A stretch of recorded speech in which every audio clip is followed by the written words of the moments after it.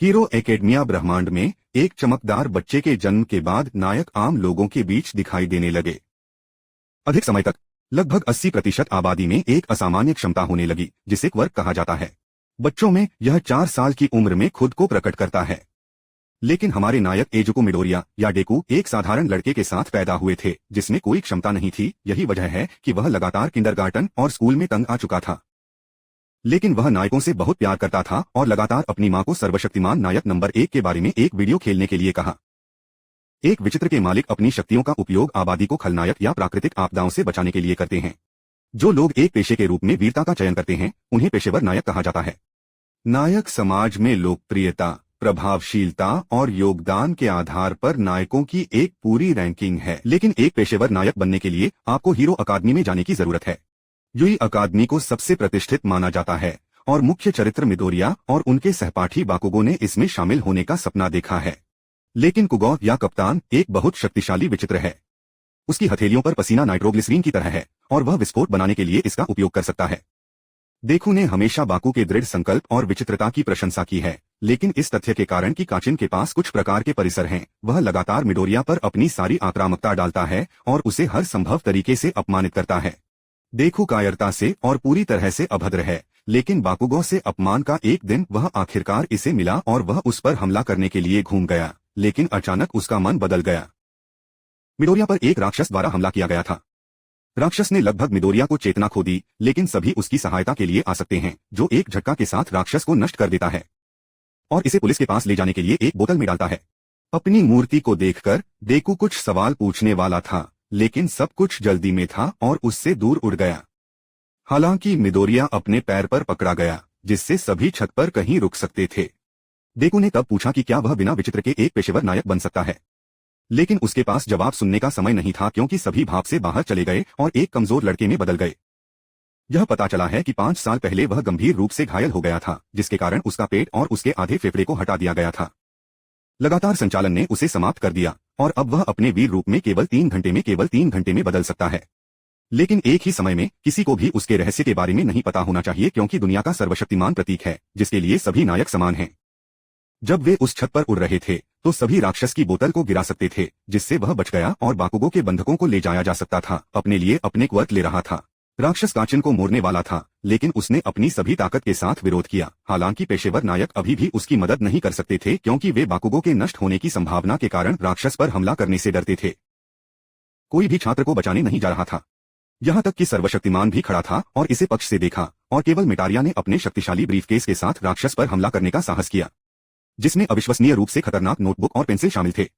लेकिन अज्ञात कारणों से इसने राक्षस को नष्ट नहीं किया। देखो के दृढ़ संकल्प को देखकर सभी अपनी ताकत के अंतिम के साथ अपने वीर रूप में बदल सकते हैं और राक्षस को नष्ट कर सकते हैं। घर के रास्ते में सभी डेकू को पकड़ सकते हैं और खुलासा कर सकते हैं कि उनके पास एक अविश्वसनीय रूप से शक्तिशाली विचित्र है जिसे सभी के लिए एक कहा जाता है, और इसकी एक विशेषता यह है कि इसे अन्य लोगों को स्थानांतरित किया जा सकता है। इस समय सभी माइक एक योग्य उत्तराधिकारी की तलाश कर रहे थे कि वह इस तरह के एक शक्तिशाली विचित्रता को सौंप सकता है। यह देखते हुए कि कैसे डेकू अपने सहपाठी को बचाने के लिए भाग गया, यह महसूस करते हुए कि उसके पास राक्षस को हराने की बहुत कम संभावना है, सभी को एहसास हो सकता है कि यह डेकू था जो अपनी क्षमताओं पर पारित होना चाहिए। लेकिन समस्या यह है कि एक साधारण शरीर ऐसी शक्ति का सामना नहीं कर सकता है, यह बस टुकड़ों में टूट जाएगा। इसलिए वे मिडोरिया को अपने क्वर्क पर पास करने और हीरो अकादमी में प्रवेश करने के लिए तैयार करने के लिए अपना 10 महीने का प्रशिक्षण शुरू करेंगे। सभी की क्षमताओं को प्राप्त करने के लिए डेकू को अपने बाल खाना पड़ा, जिसके बाद वह तुरंत हीरो अकादमी में चयन के लिए भाग गया। यह नहीं समझा कि उसे क्या शक्ति मिली और इसका उपयोग कैसे किया जाए। यूई अकादमी चयन के व्यावहारिक भाग में 10 मिनट की लड़ाई होती है। निर्मित शहर बहुभुज में लोगों को विभिन्न स्तरों के रोबोट के साथ लड़ना होगा। कुल मिलाकर उनमें से 3 हैं। रोबोट के विनाश के लिए अंक प्रदान किए जाते हैं और उनकी संख्या दुश्मन की ताकत पर निर्भर करती है। एक अन्य प्रकार का रोबोट भी है, लेकिन जिसके लिए बिंदुओं से सम्मानित नहीं किया जाता है। छात्रों को सलाह दी गई थी कि वे बस उससे दूर भागें। परीक्षण के दौरान मिडोरिया सिर्फ प्रशिक्षण के मैदान के चारों ओर भाग गया, जो कम से कम किसी को खोजने की कोशिश कर रहा था, लेकिन लगभग सभी रोबोट पहले ही विकसित हो चुके थे। छात्रों के एक समूह को उच्च स्कोर मिला, जबकि डेकू शून्य के साथ भाग गया। समय बाहर चल रहा था और कुछ बिंदु पर सभी ने एक विशाल रोबोट देखा जिसके लिए वे अंक नहीं देते हैं। हर कोई उससे दूर भागने लगा, लेकिन मिडोरिया ने देखा कि कैसे लड़की को मलबे में निचोड़ा गया था, जिसके कारण वह वहां से नहीं बच सकती थी। वह एकमात्र ऐसा व्यक्ति था जिसने उसकी मदद करने का फैसला किया। देखो अविश्वसनीय गति के साथ रोबोट की ओर कूद गया और इसे सिर्फ एक झटका के साथ नष्ट कर दिया। पिछले साल ऐसे लोग थे जिन्होंने इस रोबोट को भी नष्ट कर दिया था, लेकिन कोई भी इसे एक झटका के साथ नहीं कर पाया। यह पता चला कि 10 महीने इस तरह के भार के लिए आपके शरीर को पूरी तरह से तैयार करने के लिए पर्याप्त नहीं है। रोबोट तक कूदते हुए डेकू ने अपने दोनों पैरों को घायल कर दिया और उसे मारते हुए उसकी बाह को घायल कर दिया। वह जमीन पर गिरने लगा, लेकिन उसे उस लड़की द्वारा उड़ाने से बचाया गया जिसे उसने बचाया था, जिसका नाम ओचको उर्राका है। उसकी क्वर्क किसी भी वस्तु को भारोत्तोलक बनाने की क्षमता है। इस क्षमता ने डेकू को डामर पर नहीं गिरने में मदद की। सभी ने उनके कृत्य की प्रशंसा की, विशेष रूप से तेन्या इडा, एक नीरज जो अपने पैरों में इंजन है, उन्हें बहुत तेजी से चलाने की अनुमति देता है। परीक्षण खत्म हो गया है। डेकू ने 0 अंक बनाए, जिसका मतलब था कि वह असफल रहा। आगे लिखित परीक्षा, जिसे उन्होंने उत्कृष्ट अंकों के साथ पारित किया, लेकिन इस तथ्य के कारण कि उन्होंने व्यावहारिक भाग के लिए 0 अंक बनाए, संभावना है कि उन्हें स्वीकार किया जाएगा यह बहुत छोटा था। लेकिन यह पता चला कि छात्रों को जज करने वाले न्यायाधीशों ने परीक्षण के दौरान एक व्यक्ति को बचाने के लिए अतिरिक्त अंक दिए, धन्यवाद, जिसके कारण डेको ने हीरो संकाय में प्रवेश करने के लिए पर्याप्त अंक बनाए। मिडोरिया ने बाकुगो, इदई और उर्राका के साथ कक्षा में प्रवेश किया। वे यहां पहुंचे क्योंकि उन्होंने क्वालिफाइंग टेस्ट को सफलतापूर्वक पारित किया। लेकिन यह पता चला है कि यह अकादमी में प्रवेश करने का एकमात्र तरीका नहीं है। यदि आप पर्याप्त मजबूत या स्मार्ट हैं, तो आपको एक सिफारिश पर लिया जा सकता है। यह वही है जो मोमो योरोरोजू ने यहां किया था। एक निर्माण विचित्रता है जो उसे हथियारों जैसे सभी प्रकार की वस्तुओं को बनाने की अनुमति देता है। इसके अलावा सिफारिश पर शेटो टोडोरोकी यहां पहुंचे। उनकी क्षमता 2 तत्वों को नियंत्रित करने की है। दाहिना हाथ बर्फ बना सकता है और बाएं एक गर्मी उत्पन्न करता है। इस संयोजन के लिए धन्यवाद। शोडो अकादमी में सबसे मजबूत छात्रों में से एक है। उन्होंने कक्षा आईए में प्रवेश किया, जिनके होमरूम शिक्षक को शॉर्ट एजवा या स्वेट्रिगालोवा होंगे। उनकी क्वर्क उन्हें अपने लक्ष्य के शरीर के किसी भी हिस्से को देखकर किसी भी अन्य विचित्रता को मिटाने की अनुमति देती है, लेकिन इसके लिए उसे लगातार अपनी आंखें खुली रखनी चाहिए। यदि वह झपकी लेता है या लक्ष्य से दूर दिखता है, तो मिटा प्रभाव तुरंत गायब हो जाएगा। अपने छात्रों की परीक्षा के रूप में उन्होंने उनके लिए 8 परीक्षण आयोजित किए। उनमें से प्रत्येक के लिए अंक प्रदान किए जाते हैं, जो उस स्थान पर निर्भर करता है जो छात्र ने लिया था। जो सभी परीक्षणों के बिंदुओं के योग के अनुसार अंतिम स्थान पर होगा, अकादमी से निष्कासित कर दिया जाएगा।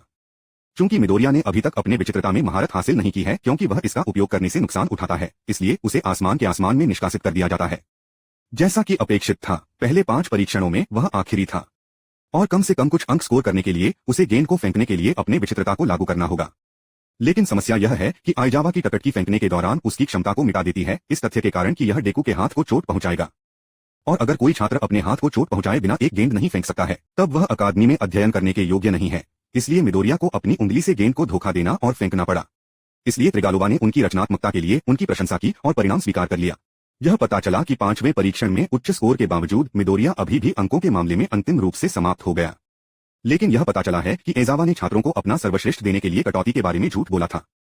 सभी ने अपने हेयर ड्यूक की प्रगति की देखरेख करने के लिए एक शिक्षक बनने का फैसला किया। उन्होंने ट्रायल का आयोजन भी किया, लेकिन इस बार टीम वर्क को प्रशिक्षित करने के लिए। अकादमी में प्रवेश करने से पहले सभी छात्रों को एक पोशाक खींचना था जो वे भविष्य में करना चाहते हैं, और एक कंपनी जो स्कूल के साथ सहयोग करती है उनकी रचना में शामिल होगी। ये वेशभूषा छात्रों को उनकी क्षमताओं को नियंत्रित करने और उन्हें अधिकतम तक प्रकट करने में मदद करेगी।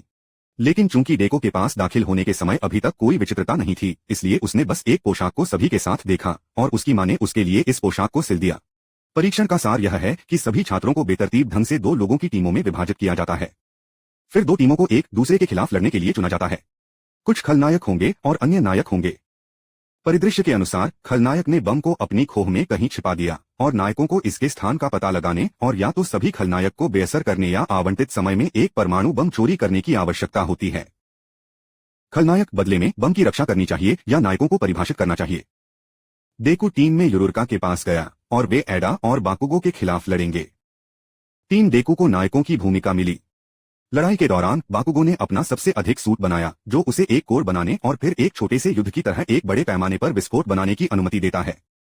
लेकिन इस तथ्य के कारण कि वे एक ऐसे कमरे में लड़े जहां ऐसे शक्तिशाली विस्फोट बेकार हैं, डेकू बाकुगो के हमलों को चकमा देने में सक्षम थे। चूंकि परीक्षण के अंत से पहले बहुत कम समय बचा था, मिडोरिया ने खुद को बाकुगो के हमले के लिए उजागर करने का फैसला किया और अपने झटका के साथ एक विशाल छेद बनाए और इमारत को हिलाएं ताकि उर्राका अपने भारहीनता का उपयोग कर सके और बम को पकड़ सके, इडा को बाईपास करते हुए, जो अपने इंजन और पैरों की मदद से उसे ऐसा करने नहीं देंगे। डिक, जिनकी किशोर जीता था, लेकिन वह खुद गंभीर चोटों के साथ अस्पताल में समाप्त हो गया, जहां उसका इलाज अकादमी नर्स द्वारा किया गया था, जो चंगा करने की क्षमता रखता है। उसे अपने चुंबन के साथ किसी भी व्यक्ति के पुनर्जनन को गति देने की अनुमति देता है। परीक्षण के बाद देखो का कई लोगों द्वारा सम्मानित किया गया और यहाँ तक कि उसे एक बुढ़ापे के रूप में भी चुना, लेकिन उसने फैसला किया कि कक्षा ओता का प्रमुख होना बेहतर होगा, चूंकि वह हर चीज के लिए बहुत जिम्मेदार है, क्योंकि वह अपने बड़े भाई इंजीनियर के रूप में एक ही पेशेवर नायक बनना चाहता है। छात्रों को प्राकृतिक आपदाओं के दौरान लोगों को बचाने के लिए सबक होने जा रहा था। इसके लिए एक अलग प्रशिक्षण मैदान बनाया गया था, जिसमें छात्रों ने बस से यात्रा की थी। 3 शिक्षकों को सब कुछ नियंत्रित करना पड़ा। इरेजरहेड सर्वशक्तिमान और 13वें। यह एक पेशेवर नायक भी है। उनकी क्वर्क उन्हें अपनी किसी भी उंगलियों की नोक पर एक ब्लैक होल चूसने का प्रभाव पैदा करने की अनुमति देती है। सक्शन इतना शक्तिशाली है कि प्रकाश भी इसे बच नहीं सकता है। जब हर कोई प्रशिक्षण के मैदान में पहुंचा तो यह पता चला कि सभी इस पाठ को इस तथ्य के कारण याद कर सकते हैं कि अकादमी के रास्ते में वह अपने संपूर्ण रूप में वीर थे, और चूंकि उसके पास इसके लिए सीमित समय था, इसलिए वह बस भाव से बाहर भाग गया। इसलिए उसे अकादमी में अपनी ताकत को बहाल करने के लिए मजबूर किया गया। इसके अलावा जब वह अपने एक सेसभी क्वर्क को डेकू से गुजरा तो उसकी ताकत कम हो गई और वह अपने नायक के रूप में खर्च करने में जितना समय बिता सकता था। लेकिन सर्वशक्तिमान के बिना भी सबक होना चाहिए, और इसके लिए छात्रों को निर्देश दिया गया था। लेकिन जैसे ही वे अपना अभ्यास शुरू करने वाले थे, एक पोर्टल कहीं से भी बाहर दिखाई दिया और राक्षस इससे उभरने लगे, तोमुरा शिगर्की के नेतृत्व में, जो चाहते थे कि सभी दर्द जान सकें। उनके संगठन को लीग ऑफ विलेन कहा जाता है और लक्ष्य सर्वशक्तिमान को नष्ट करना है, यानी दुनिया का प्रतीक। लेकिन जब से वह कक्षा में नहीं आया, उन्होंने उसे फोन करने का फैसला किया। ऐसा करने के लिए आपको छात्रों को नष्ट करना शुरू करना होगा और फिर वह उनकी सहायता के लिए आएगा। इरेजर ने अकेले राक्षसों से लड़ना शुरू कर दिया था और 13वें छात्रों की निकासी को सुनिश्चित करने के लिए था। लेकिन उन्हें कुरोचरी द्वारा ऐसा करने से रोका गया, जो एक टेलीपोर्ट की तरह काम करने वाले कोहरे को बनाने में सक्षम था, जिसमें से ये सभी राक्षस बस रेंगते थे। चूंकि एक बार में सभी छात्रों के साथ काम करना काफी मुश्किल काम है, इसलिए कोटगरी छात्रों को अलग अलग स्थानों पर ले जाता है जहां राक्षस पहले से ही उनका इंतजार कर रहे हैं, लेकिन जो छात्र संभालने में सक्षम थे। शिगर्की को इरेजरहेड की क्षमताओं के बारे में पता था। उसकी कमजोरी यह थी कि उसकी आंखें हर समय खुली रहनी चाहिए। आप उसके बालों से बता सकते हैं कि क्या वह अपने विचित्र का उपयोग कर रहा है। जब इरेजरहेड एक क्षमता को मिटा देता है तो उसके बाल उठेंगे। इस ज्ञान का उपयोग करते हुए शिगर्की ने अपनी कोहनी को घायल करते हुए इरेजरहेड को गंभीर रूप से घायल कर दिया। फिर नोमो ने उस पर हमला करना शुरू कर दिया। नोमो एक आनुवंशिक रूप से इंजीनियर राक्षस है जिसे उसके मालिकों द्वारा नियंत्रित किया जा सकता है। चूंकि उनका लक्ष्य सभी को नष्ट करना है, इसलिए उन्होंने एक योजना विकसित की, क्योंकि यह कुछ भी नहीं था कि उन्होंने छात्रों के अध्ययन के दौरान उस पर हमला करने का फैसला किया। उनका ट्रम्प कार्ड नोमो है, जिनके पास कई क्वर्क्स हैं, जिनमें से एक अवशोषण है। उसके लिए धन्यवाद, वह देखो और सभी के बार को अवशोषित कर सकता है। इसके अलावा किसी ने उन्हें बताया कि सभी पहले की तुलना में बहुत कमजोर हो सकते हैं, लेकिन हम अभी भी नहीं जानते कि यह कौन है। कुरोगिरी से लड़ने वाले 13वें भी गंभीर रूप से घायल हो गए थे, इसलिए नायकों को पुनः प्राप्त करने के लिए अकादमी में एडा भेजने का फैसला किया गया था। टीम वर्क की मदद से वे कुरोजिरी को पास करने में कामयाब रहे और मदद के लिए हेडमैन भेजे। इस खबर ने शिगर्की को इस तथ्य के कारण बहुत चिंतित किया कि उन्होंने पेशेवर नायकों के साथ लड़ने की योजना नहीं बनाई, इसलिए उन्होंने भागने का फैसला किया। लेकिन इससे पहले वे छात्रों के एक जोड़े को नष्ट करना चाहते थे।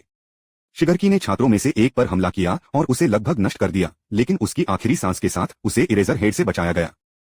हालांकि वे उस पर और भी अधिक बल के साथ हमला करने लगे। पल को जब्त करते हुए डेकू ने शिगर्की पर हमला करने का फैसला किया। उद्धरण चिन्ह। उन्होंने महसूस किया कि मिडोरिया सभी का अनुयायी था, इसलिए उसे नष्ट करने का निर्णय लिया गया। लेकिन आखिरी क्षण में एक नाराज सर्वशक्तिमान प्रशिक्षण मैदान में फट गया, जिसने आइडा के लिए हमले के बारे में सीखा। उन्होंने सभी राक्षसों को एक अविश्वसनीय गति से नष्ट करना शुरू कर दिया, जिसके बाद उन्होंने आइजावा और डेकू की कंपनी को रास्ते में बचा लिया, शिगर्कू के चेहरे से एक हाथ फेंकते हुए जो उसके पिता के रूप में निकला। उन्होंने बच्चों को घायल अजाबा को दूर ले जाने के लिए कहा, जबकि उन्होंने खुद नोमो पर हमला करना शुरू कर दिया। लेकिन उनकी धमाकों ने कोई नुकसान नहीं पहुंचाया और फिर उसने उसे डामर में फेंककर उसे डुबोने की कोशिश की। हालांकि प्रभाव के क्षण में कुरोजिरी ने एक पोर्टल बनाया और नोमो का आधा हिस्सा सर्वशक्तिशाली था। नोमो ने तब सभी पुराने घाव को निचोड़ना शुरू कर दिया। उन्होंने बाहर निकलने की कोशिश की, लेकिन नोमो की पकड़ मजबूत थी। कुरोगिरी ने सभी को पोर्टल में आधा करने का फैसला किया ताकि वह बाद में इसे बंद कर सके। सभी का आधा हिस्सा पीछे छोड़ सकता है। डेकू को एहसास हुआ कि खलनायक शांति प्रतीक की सभी कमजोरियों के बारे में जानते थे, इसलिए वह उसकी मदद करने के लिए दौड़ा। सच है, कुरोजिरी ने इस पर ध्यान दिया और डेकू के सामने एक पोर्टल बनाया, लेकिन आखिरी क्षण में उन्हें बाकुगो ने बचाया था। इस बीच शोरो ने एक घायल सभी को नोमो के शरीर के आधे हिस्से को ठंड और नष्ट करके बचने में मदद की। लेकिन यह पता चला कि नोमो का एक और विचित्र पुनर्जनन में वृद्धि हुई है, जिसके लिए उन्होंने अपने शरीर के सभी हिस्सों को जल्दी से बहाल कर दिया। उसके बाद उन्होंने बच्चों पर हमला किया, लेकिन सभी ने झटका लिया। शिगर्की ने महसूस किया कि छात्र उसकी एक और कमजोरी थे, लेकिन घायल होने और बहुत कम ऊर्जा होने के बावजूद सभी को अपनी ताकत का अंतिम हिस्सा मिला और नोमो की सीमा को खोजने के लिए एक भयंकर मुट्ठी शुरू हुई। वह प्रत्येक पंच में अपनी ताकत का 100% से अधिक डालता है और आखिरकार कई 100 हिट हो सकते हैं। वह अभी भी नोमो को हराने का प्रबंधन करता है, जिससे सभी ने प्रेरित किया। इसने शिगर्की को बहुत आश्चर्यचकित किया, क्योंकि नोमो को विशेष रूप से सभी के लिए डिजाइन किया गया था। वे छोड़ने जा रहे थे क्योंकि पेशेवर नायकों के रूप में मदद आ रही थी। इसके अलावा सभी खलनायक को डराना शुरू कर सकते हैं, लेकिन यह एक झांसा था कि केवल डेकू को पता था कि सभी को भाप देना शुरू हो सकता है, जिसका मतलब था कि वह जल्द ही एक स्विश में बदल जाएगा। लेकिन साथ ही वह अपनी ताकत के साथ चिगुर्की को डराता है ताकि वे छोड़ दें। हालांकि कुरोचिरी ने फैसला किया कि उसे अंत तक चीजों को देखने की जरूरत है, तब वे सभी पर हमला कर सकते हैं। उन्होंने डेकू को बचाने के लिए उड़ान भरी, हालांकि उन्होंने उसके माध्यम से देखा और उसे नष्ट करने जा रहे थे। लेकिन अंतिम क्षण में पेशेवर नायक दिखाई देते हैं जो जल्दी से सभी राक्षसों को नष्ट कर देते हैं और शिगर्की को बहुत घायल कर देते हैं। यही कारण है कि खलनायक को भागना पड़ा। एक दाना में बदलकर सभी कुछ सेकंड जीतने के लिए डेकू को धन्यवाद देना शुरू कर सकते हैं। यदि यह मिडोरिया के लिए नहीं होता तो वह निश्चित रूप से नष्ट हो जाता। डेकू का सहपाठी उसके पास गया कि क्या वह ठीक है, यह जांचने के लिए, लेकिन उसे सभी के गुप्त के बारे में जानने से रोकने के लिए सीमेंटोस ने एक मिट्टी की बाधा बनाई, जिसके बाद डेकू और सभी को अस्पताल ले जाया जा सकता था। यह पता चला कि शिगर्की के पास एक संरक्षक है जिसने सभी पर हमले को ऑर्केस्ट्रेट किया। यह मास्टर बहुत आश्चर्यचकित था जब उन्हें पता चला कि नोमो को पराजित किया गया था और फिर गिरफ्तार किया गया था। उन्होंने कहा कि वे एक नए अधिक शक्तिशाली हमले की तैयारी करेंगे। सभी डेकू से कह सकते हैं कि इस लड़ाई के कारण वह समय के रूप में नायक के रूप में नेतृत्व कर सकता है गंभीर रूप से कम हो गया है। उन्हें उम्मीद है कि उनके पास कम से कम 1 घंटा है। डिटेक्टिव निमासा चुकाबुची, उनमें से एक जो सभी के सच्चे रूप के बारे में जानता है, उनके कमरे में आता है और सभी, क्योंकि वे सबसे अच्छे दोस्त हैं। जासूस का कहना है कि एक भी छात्र घायल नहीं हुआ था, इसलिए ट्रिग्लोवा और 13वें बुरी तरह से घायल हैं और अस्पताल में हैं। लेकिन कुछ भी उनके स्वास्थ्य को खतरा नहीं है। वे इस निष्कर्ष पर आते हैं कि ये नए लोग सबसे मजबूत हैं, इसलिए वे महान नायक बनाएंगे। अस्पताल से छुट्टी दे दी, देखो अपने दोस्तों और घरों के साथ फिर से जुड़ता है। अकादमी पर विलेन लीग का हमला बाद में एक बड़ी घटना की शुरुआत थी। लीग ऑफ विलेन्स ने अकादमी पर हमला करने के अगले दिन समाचार ने बताया कि हमले में 72 खलनायक को पकड़ लिया गया था। सभी के संरक्षक ग्रैंड टॉरियो का उपनाम सभी से एक पत्र मिला। इसमें उन्होंने डेकू के बारे में बताया, जिन्होंने एक आदमी को अपने नंगे हाथों से बचाने की कोशिश की, और यह भी संभव है कि सर्वशक्तिमान अपने छात्र को प्रशिक्षण के लिए अपने गुरु को भेजेगा। डिटेक्टिव नाइमासा चिकाची एक शिक्षक की बैठक में बैठे हुए हैं, जिसमें भागे हुए खलनायक शिगर्की और कुरोजिरी पर चर्चा की गई है। सभी यह मान सकते हैं कि यह सिर्फ खलनायक की लीग की शक्ति का प्रदर्शन था, और हेडमास्टर सोचता है कि कोई ऐसा व्यक्ति है जो सब कुछ नियंत्रित करता है। अगले दिन स्कूल सुबह की बैठक शुरू करता है, जहां आइजावा बैंडेड दिखाता है। उन्होंने घोषणा की कि यूई स्पोर्ट्स फेस्टिवल जल्द ही आ रहा है, और इसलिए सभी सबसे मजबूत नायक इस घटना को देख रहे होंगे, और यह छात्रों के लिए नायक एजेंसियों में से एक में शामिल होने का एक शानदार अवसर है। दोपहर के भोजन के समय डेकू, इडा और युरुरका अपने लक्ष्यों को साझा करते हैं, साथ ही साथ वे हीरो क्यों बनना चाहते हैं। युरुरका पैसे के लिए एक नायक बनना चाहता है, क्योंकि उसका परिवार वर्तमान में वित्तीय परेशानी में है। आयदा अपने बड़े भाई इंजीनियम के रूप में एक ही नायक बनना चाहता है, और डेकू सिर्फ एक नायक बनना चाहता है। ठीक तभी सभी प्रकट हो सकते हैं और तब तक डेकू को भोजन प्रदान करते हैं जब तक कि आयदा और उर्राका को डेकू के लिए सभी के आकर्षण का एहसास नहीं होता। इस बीच डेकू उस समय के बारे में बताता है जब उसने नोमो को अपनी शक्ति के साथ मारा और अपनी बाह को चोट नहीं पहुंचाई। सभी ने डेकू की प्रशंसा की और फिर उसे त्योहार में अपनी सारी ताकत दिखाने के लिए प्रोत्साहित किया, क्योंकि उन्हें पूरी दुनिया को नया दिखाने की जरूरत है। इजुको मिडोरिया। छात्रों की भीड़ कक्षा 1 के आसपास इकट्ठा हो गई है, क्योंकि पार्क में लड़ाई के कारण यह कक्षा लोकप्रिय हो गई है, और इसलिए हर कोई इस कक्षा में छात्रों के बारे में और उनके क्वर्क्स के बारे में अधिक जानकारी प्राप्त करने की कोशिश कर रहा है। त्योहार का दिन आता है। जबकि छात्र त्योहार के शुरू होने का इंतजार कर रहे हैं, टोडोरोकी अचानक डेकू को बताता है कि हालांकि उसने सभी का ध्यान आकर्षित किया है, वह जीत नहीं पाएगा। हालांकि डेकू हार नहीं मानने वाला है और वह सब कुछ डाल देगा जो वह लाइन पर है। वर्तमान माइक त्योहार की शुरुआत की घोषणा करता है और पहले वर्ष के प्रतिभागियों को मंच पर आमंत्रित करता है। हीरो मिडनाइट ने बाकुगो को मंच पर आमंत्रित किया। जो सबसे अच्छा आ चुके हैं, उन्हें एक भाषण देने की जरूरत है। बाकुगोस कसम खाता है कि वह नंबर 1 होगा। मिडनाइट ने पहले चरण की घोषणा की, स्टीपल चेस और नियमों के बारे में बात करते हैं जो वास्तव में मौजूद नहीं हैं। चूंकि बिल्कुल सब कुछ प्रतिभागियों को अनुमति है। शुरुआत के बाद हर कोई एक दूसरे को कुचलना शुरू कर देता है और टोडोरोकी के बाद सभी को जमा देता है और आगे खींचता है, लेकिन कई अनफ्रीज और उसके साथ पकड़ने की कोशिश करते हैं। शुरुआती परीक्षा में जो रोबोट थे वे रास्ते में दिखाई देते हैं। टोडोरोकी अस्थायी रूप से उनमें से एक को जमा देता है ताकि वह गिरता है और बाकी सभी के लिए रास्ता अवरुद्ध कर देता है। बाकुगो और अन्य नायक रोबोट पर उड़ान भरने के लिए अपने क्वर्क्स का उपयोग करते हैं। इस बीच देखो लोहे का एक टुकड़ा पकड़ लेता है और इसे एक ढाल के रूप में उपयोग करता है और योयोरोजू के साथ कई रोबोटों को नष्ट कर देता है। बाकी प्रतिभागी भी अलग अलग तरीकों से गुजरते हैं। रास्ते में दूसरी बाधा घाटी थी जिसके माध्यम से हर किसी को खत्म करने की आवश्यकता थी। आंसू और अद्वितीय क्वर्क्स वाले अन्य सदस्य आसानी से गुजरते हैं। फिर से टोडोरोकी पहली बार निकला। बाकुगो तुरंत उसके बाद दौड़ता है और इस समय डेकू अपनी ढाल के साथ घाटी पर चढ़ता है। तीसरी बाधा खदान थी, जहां खदानें घातक नहीं हैं, लेकिन कुछ समय के लिए प्रतिभागी को अक्षम कर सकते हैं। इस बीच बाकुगो टोडोरोकी को पकड़ लेता है और वे रन पर लड़ना शुरू करते हैं। डेकू ने बाकुगो को खानों के ऊपर उड़ते हुए देखा और कई खानों को गड्ढे में इकट्ठा करने और फिनिश लाइन की ओर धकेलने के लिए ब्लास्ट वेव और उसकी ढाल का उपयोग करने का विचार था। अंत में देखू सभी से आगे निकल जाता है, लेकिन बाकुगो और टोडोरोकी उसके ठीक पीछे भागते हैं। देखू ने अपनी ढाल को जमीन पर पटक दिया और एक और लहर उसे फिर से आगे भेजती है। अंततः देखू पहले फिनिश लाइन पर पहुंच जाता है।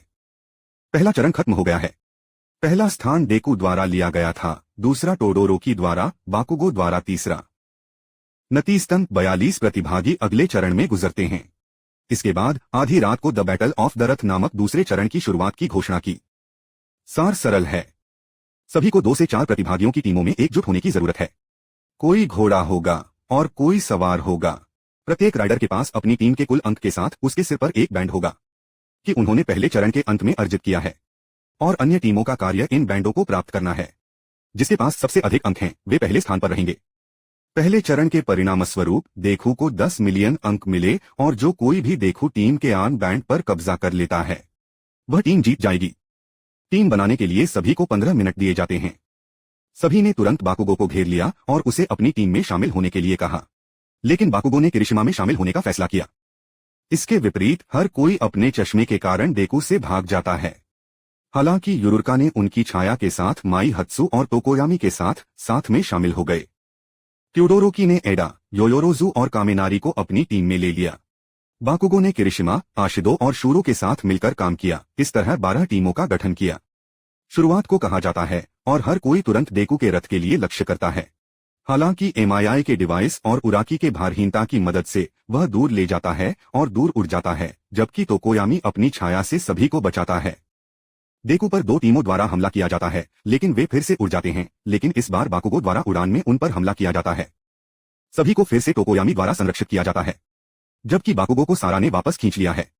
यह पता चला कि देखू की योजना केवल सभी हमलों को चकमा देने की थी।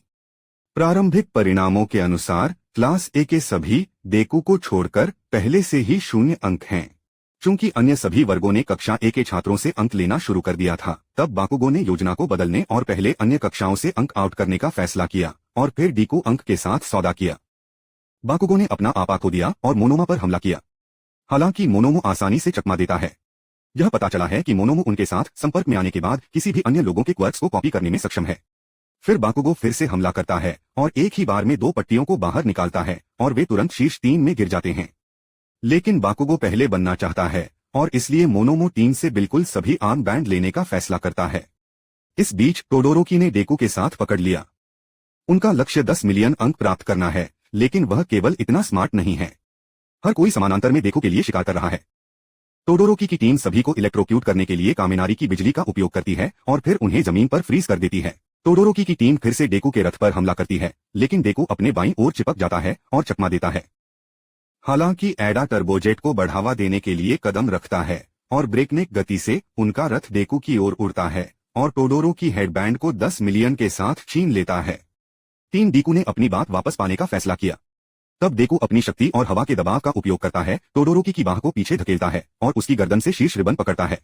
हालांकि वह बहिष्कृत था और 70 बिंदु टेप को पकड़ लिया। केवल कुछ सेकंड बचे हैं। देखू और बाकुगो एक साथ बैंडेज के लिए टोडोरोकी के रथ की ओर उड़ान भरते हैं। टोकोयामी तोदोरोकी तक पहुंचने का प्रबंधन करता है, लेकिन वह झटका और समय निकालता है। दूसरे चरण के परिणामों के अनुसार पहला स्थान टोडोरोकी टीम द्वारा लिया गया था, दूसरा स्थान बाकुजी टीम द्वारा लिया गया था, तीसरा स्थान शिनो हिटोशी टीम द्वारा लिया गया था और चौथा स्थान डीईकेयू टीम द्वारा लिया गया था, क्योंकि आखिरी क्षण में टोकोयामी अपनी छाया की मदद से एक और बड़ी पट्टी को बाहर निकालने में कामयाब रहा। दोपहर के भोजन के दौरान टोडोरोकी ने डेकू को बात करने के लिए बुलाया, जहां उन्होंने कहा कि डेकू की शक्ति और सभी की शक्ति बहुत समान है, इसलिए टोडोरोकी ने मान लिया कि डेकू सभी के नाजायज बेटे थे। डेकू ने स्वाभाविक रूप से सब कुछ से इनकार कर दिया, लेकिन टोडोरोकी अभी भी समझता है कि डेकू और सभी का कुछ प्रकार का छिपा हुआ संबंध हो सकता है। तब टोडोरोकी अपनी आत्मा को बाहर निकालना शुरू कर देता है और अपने कठिन बचपन के बारे में बात करता है। यह पता चला है कि उसने कभी भी आग के बाईं ओर का इस्तेमाल नहीं किया क्योंकि उसके पिता के साथ बहुत बुरा संबंध है। जैसे कि टोडोरोकी छोड़ना शुरू हो जाता है, डेकू उसे बताता है कि उसका लक्ष्य उतना ही मजबूत बनना है जितना कि सभी हो सकते हैं, इसलिए वह निश्चित रूप से त्योहार जीतेंगे। उसी समय सभी एंडेवर टोडोरोकी के पिता से मिल सकते हैं और उसके बाद रैंकिंग में दूसरे स्थान पर थे।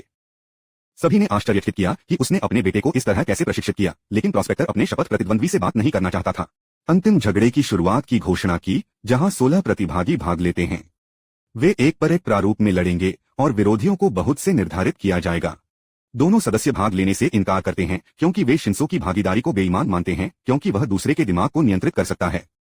मिडनाइट उनके इनकार को स्वीकार करता है और अब समाप्त होने वाले स्थानों को टेक्सत्सु टीम के सदस्यों द्वारा लिया जाएगा। प्रतिद्वंद्वियों को परिभाषित किया जाता है, फिर सीमेंटोस एक अखाड़ा बनाता है।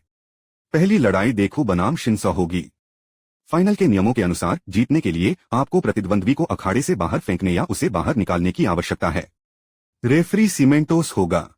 लड़ाई शुरू हो गई और शिनो तुरंत उसका अपमान करना शुरू कर देता है, जिससे डेकू गुस्सा हो जाता है और उसे जवाब देता है, लेकिन शिंसो इसका इंतजार कर रहे थे कि वे डेकू के शरीर पर नियंत्रण रखें।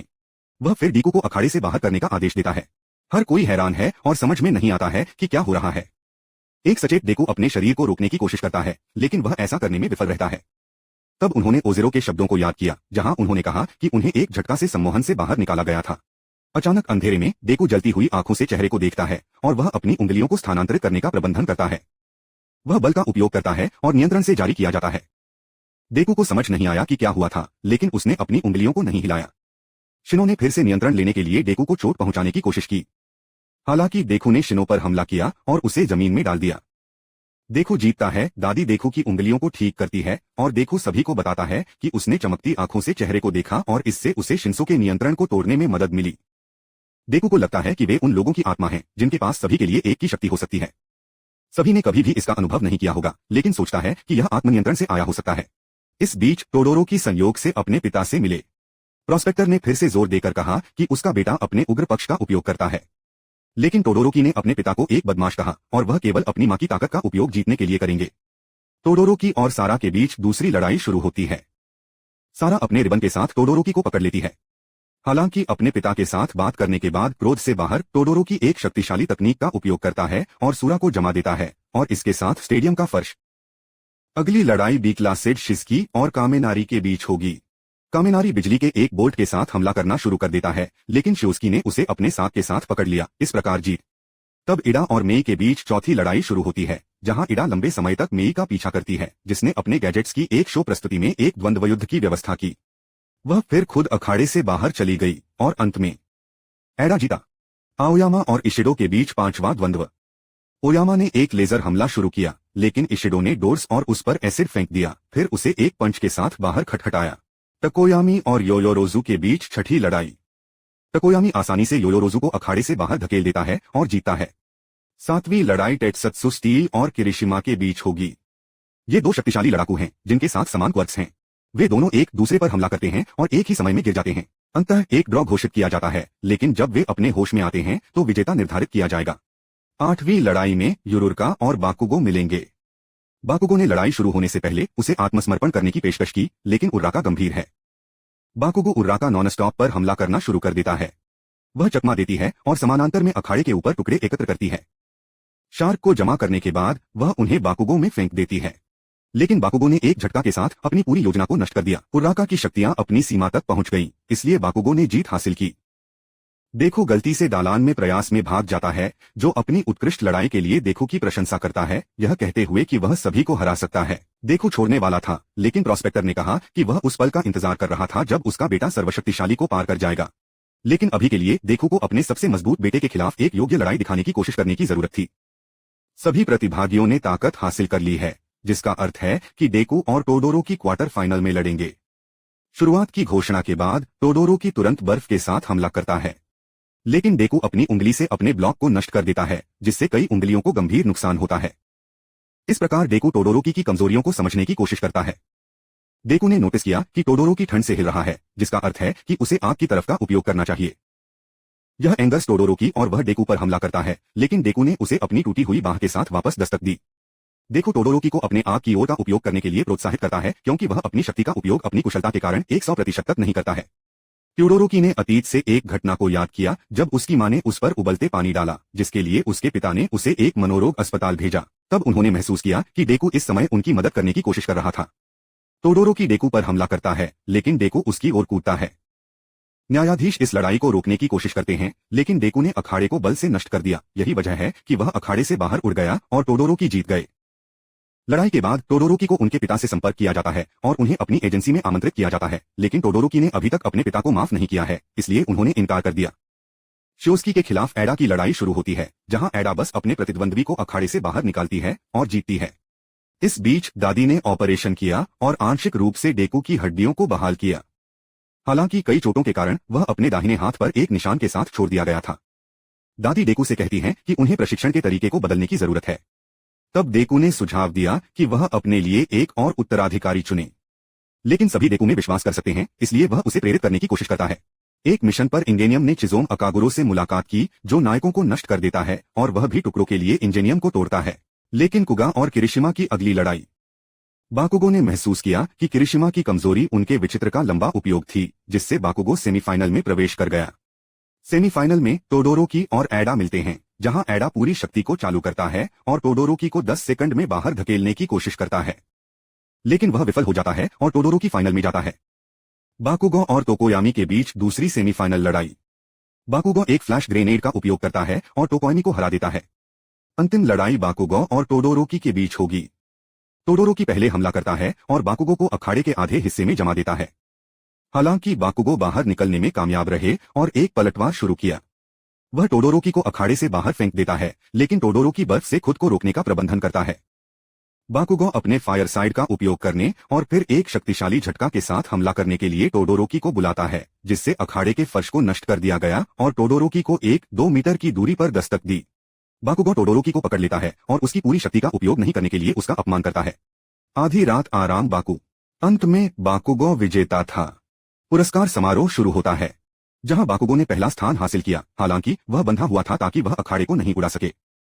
दूसरा स्थान टोडोरो के पास गया और तीसरा स्थान तोकोयामी और एडा के पास गया।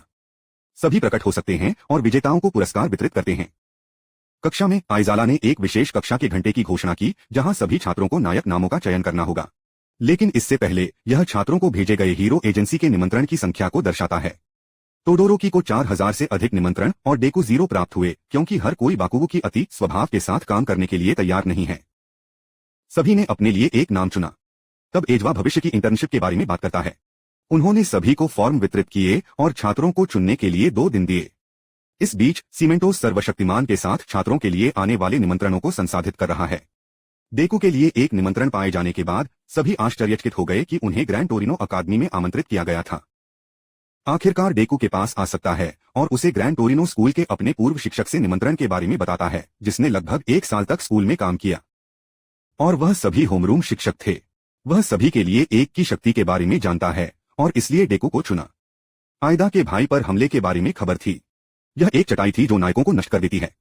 उन्होंने पहले से ही 17 नायकों को नष्ट कर दिया था और 23 को मार दिया था, इसलिए एडा ने होसू एजेंसी में खुद को इंटर्नशिप चुना, जहां उनके भाई ने काम किया। आइजावा सभी को नायक वेशभूषा वितरित करता है और उन्हें इंटर्नशिप के लिए भेजता है। डेकू ग्रैंड टोरिनो एजेंसी में आता है, जहां वह शिक्षक को लाल पोखर में फर्श पर लेटा हुआ पाता है। यह पता चला कि उसने सिर्फ केचप के साथ एक सॉसेज गिरा दिया और उसमें गिर गया। ग्रैंड टोरिनो ने बहुत जल्दी कमरे के चारों ओर कूदना शुरू कर दिया, जिससे डेकू ने अपनी ताकत दिखाने के लिए कहा। डेकू अपने नए उन्नत सूट पर डालता है। बूढ़ा आदमी तब डेकू से सभी शक्ति के लिए एक के साथ हमला करने के लिए कहता है। बूढ़ा आदमी डेकू पर जल्दी से हमला करना शुरू कर देता है, जो बूढ़े आदमी के आंदोलनों का पता लगाने की कोशिश करता है, लेकिन ग्रैंड टोरिनो उसे चेहरे से पकड़ लेता है और उसे जमीन पर गिरा देता है। और फिर वह भोजन के लिए छोड़ देता है, जबकि डेकू को सब कुछ साफ करने के लिए मजबूर करता है। इस बीच स्टेन को किरिजिरी और शिगरकी ने पाया, जिन्होंने उन्हें खलनायक की लीग में शामिल होने और नायकों और उनके छात्रों के साथ व्यवहार करने के लिए आमंत्रित किया। हालांकि बेरहमी से मना कर दिया, उसने खलनायक को अपने विचित्रता के साथ डुबो दिया और होसु क्षेत्र में वापस जाने के लिए कहा। टेलीपोर्टेशन के बाद स्टिंग शिकार करता है और शिगरकी और किरिजिरी को एहसास होता है कि वह केवल अयोग्य नायकों को नष्ट कर देता है, इसलिए वे उसके साथ रास्ते में नहीं हैं। फिर वे शहर को नष्ट करने के लिए 3 नोमों को टेलीपोर्ट करते हैं। इस बीच नायकों ने विभिन्न अकादमियों में प्रशिक्षण शुरू किया। अगले दिन डेकू को एक माइक्रोवेव ओवन द्वारा अपने प्रशिक्षण में सहायता प्रदान की गई, जिसने उन्हें सभी पूर्ण शक्ति कवरेज के लिए एक नामक एक एपिफेनी दी। टोरिनो तुरंत अभ्यास करने की पेशकश करता है। बूढ़े आदमी को मारने के लिए डेकू के पास 3 मिनट हैं। अंत में डेकू ने सभी वार किए, लेकिन बूढ़े व्यक्ति ने सिर्फ एक दिन में इतनी प्रगति करने के लिए उसकी प्रशंसा की। शुक्ची सभी के स्कूल में आता है और बताता है कि नोमू इंस्टिगेटर के साथ जुड़ा हुआ है और उन्होंने नोमू की पहचान भी की। यह एक पूर्व अपराधी है। परीक्षा के आधार पर 4 लोगों के जीन को नोमू में मिलाया जाता है और उनके पास एक ही बार में 4 क्वर्क हैं। शुक्ची ने सुझाव दिया कि कोई ऐसा व्यक्ति है जो अपनी शक्ति को भी स्थानांतरित कर सकता है। इस बीच डेकू को बुराई से लड़ने के लिए भेजा जाता है। वे होसु के पास भी गुजरेंगे, जहां एडा और हीरो मैनुअल गश्त कर रहे हैं। नायक ने महसूस किया कि एडा अपने भाई का बदला लेना चाहता है, इसलिए वह उसे चेतावनी देने का फैसला करता है और उसे कानून की याद दिलाता है, जिसमें कहा गया है कि नायक व्यक्तिगत बदला लेने के लिए अपने क्वर्क्स का उपयोग नहीं कर सकते। एडा ने समझने का नाटक किया, लेकिन वह अभी भी लागू करने जा रहा था जो उसने योजना बनाई थी। इस बीच देखो और एक बूढ़ा व्यक्ति होसु से गुजरता है, जहां उनकी ट्रेन पर अचानक नोमो द्वारा हमला किया जाता है। ग्रैंड टोरिनो नोमा को पकड़ लेता है और लोगों से भरी ट्रेन से दूर उसके साथ उड़ता है। देख उनका अनुसरण करता है। इडा और मैनुअल ने भी विस्फोट देखे, इसलिए वे मौके पर चले गए। हालांकि रास्ते में इडा एक गली में बदल गया जहां उसने स्टेन पाया। एडा ने तुरंत अपने भाई का बदला लेने का फैसला किया, लेकिन स्टीन यह सीखते हुए एडा को नष्ट करने का फैसला करता है।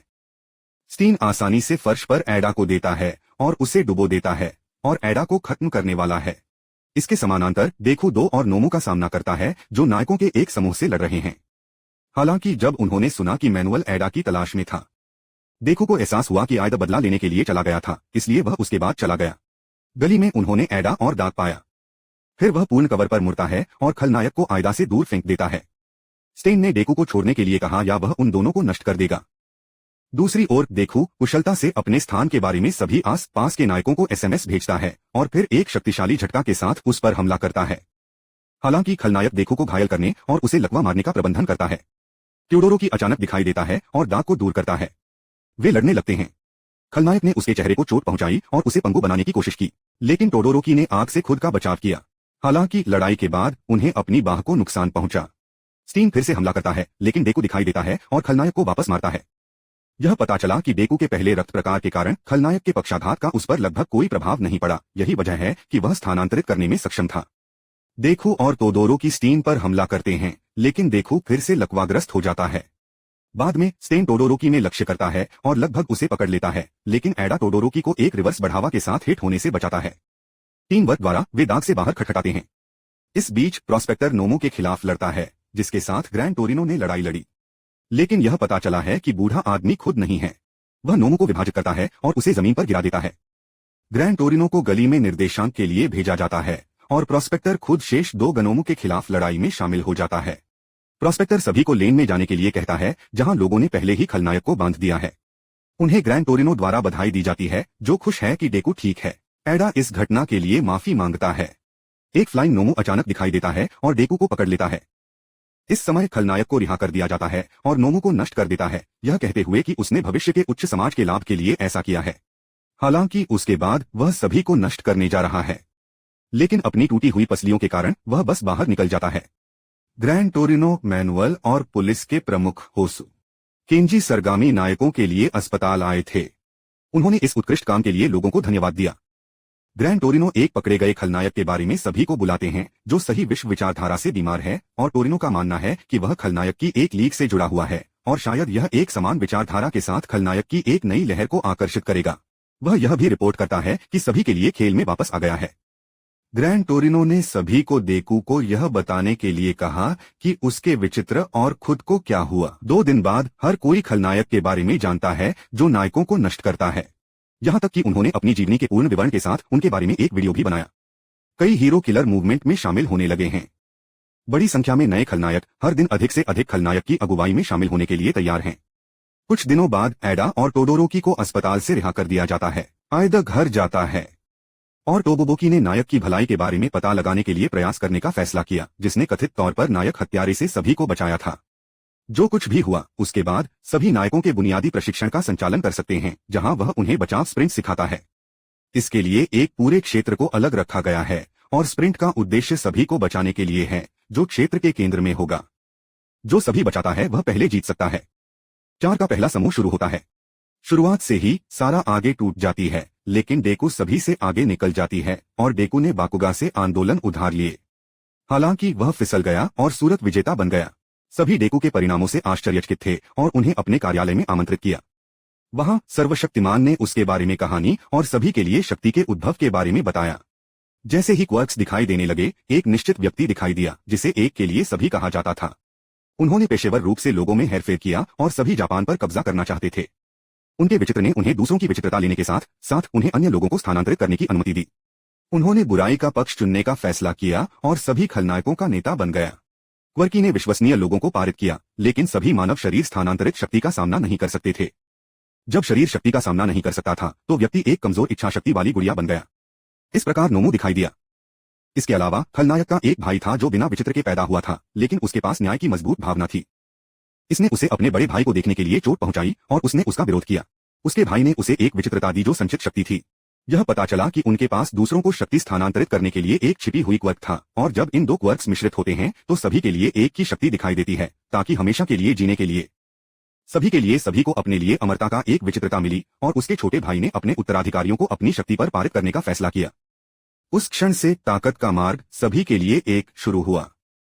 छोटे भाई को उम्मीद थी कि किसी दिन पर्याप्त शक्ति अपने बड़े भाई को रोकने में सक्षम होने के लिए जमा होगी, और यह सर्वशक्तिमान था जो खलनायक को हराने में कामयाब रहा। हालांकि सभी एक के लिए बच गए और खलनायक की एक लीग की स्थापना की। एक दिन डेकू को एक महान बुराई का सामना करना होगा और उसे हराना होगा। डेकू ने घोषणा की कि वह दुनिया को बचाने के लिए तैयार है।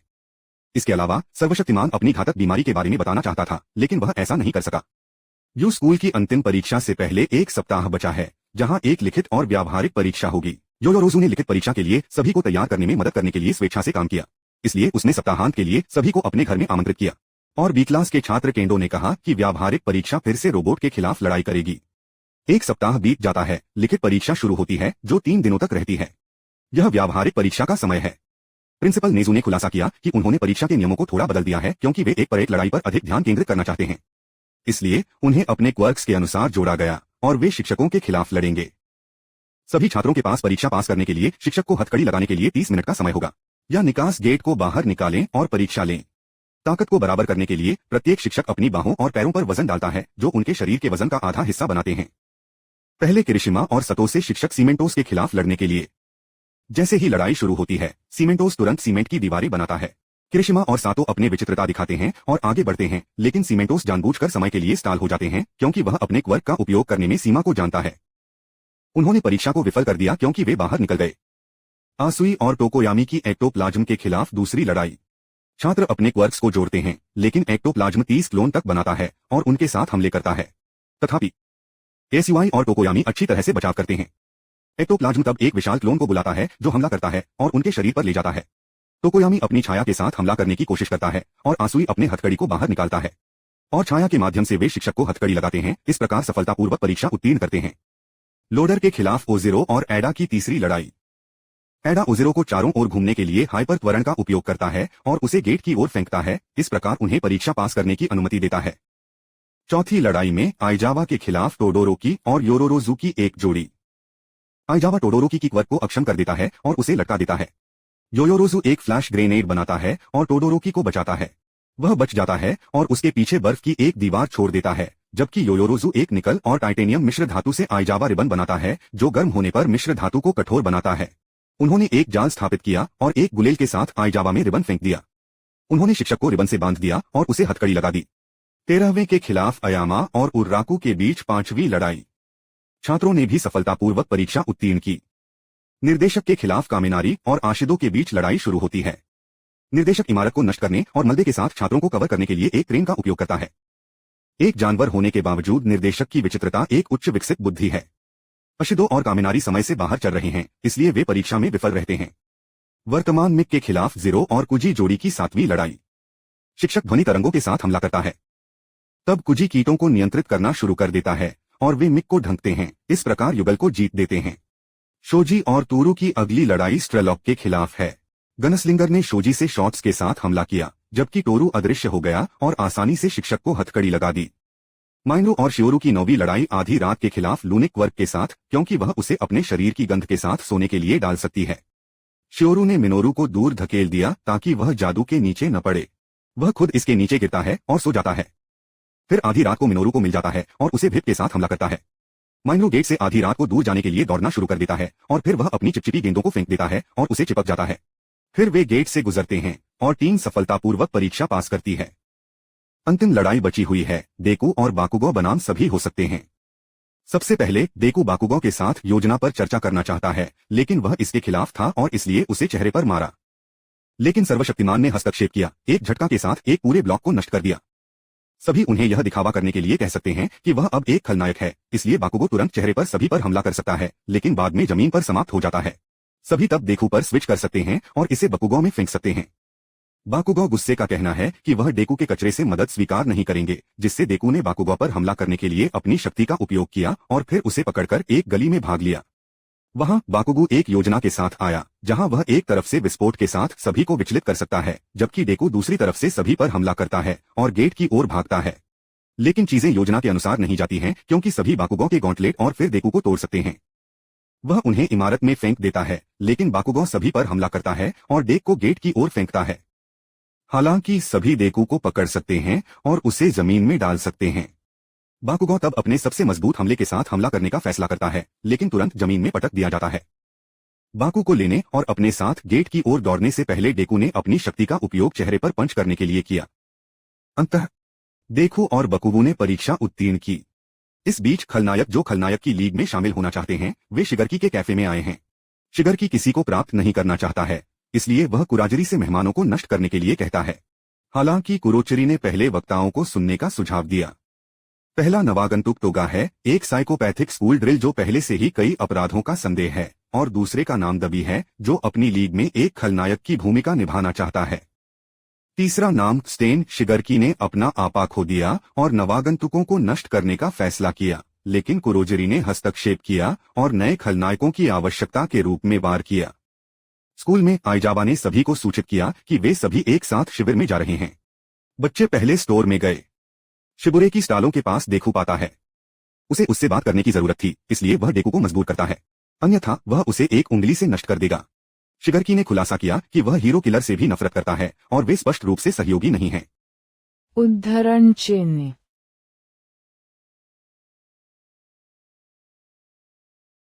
शिगरकी ने अपनी योजना को पूरा करने के लिए स्टीन के उद्देश्यों का उपयोग करने का फैसला किया।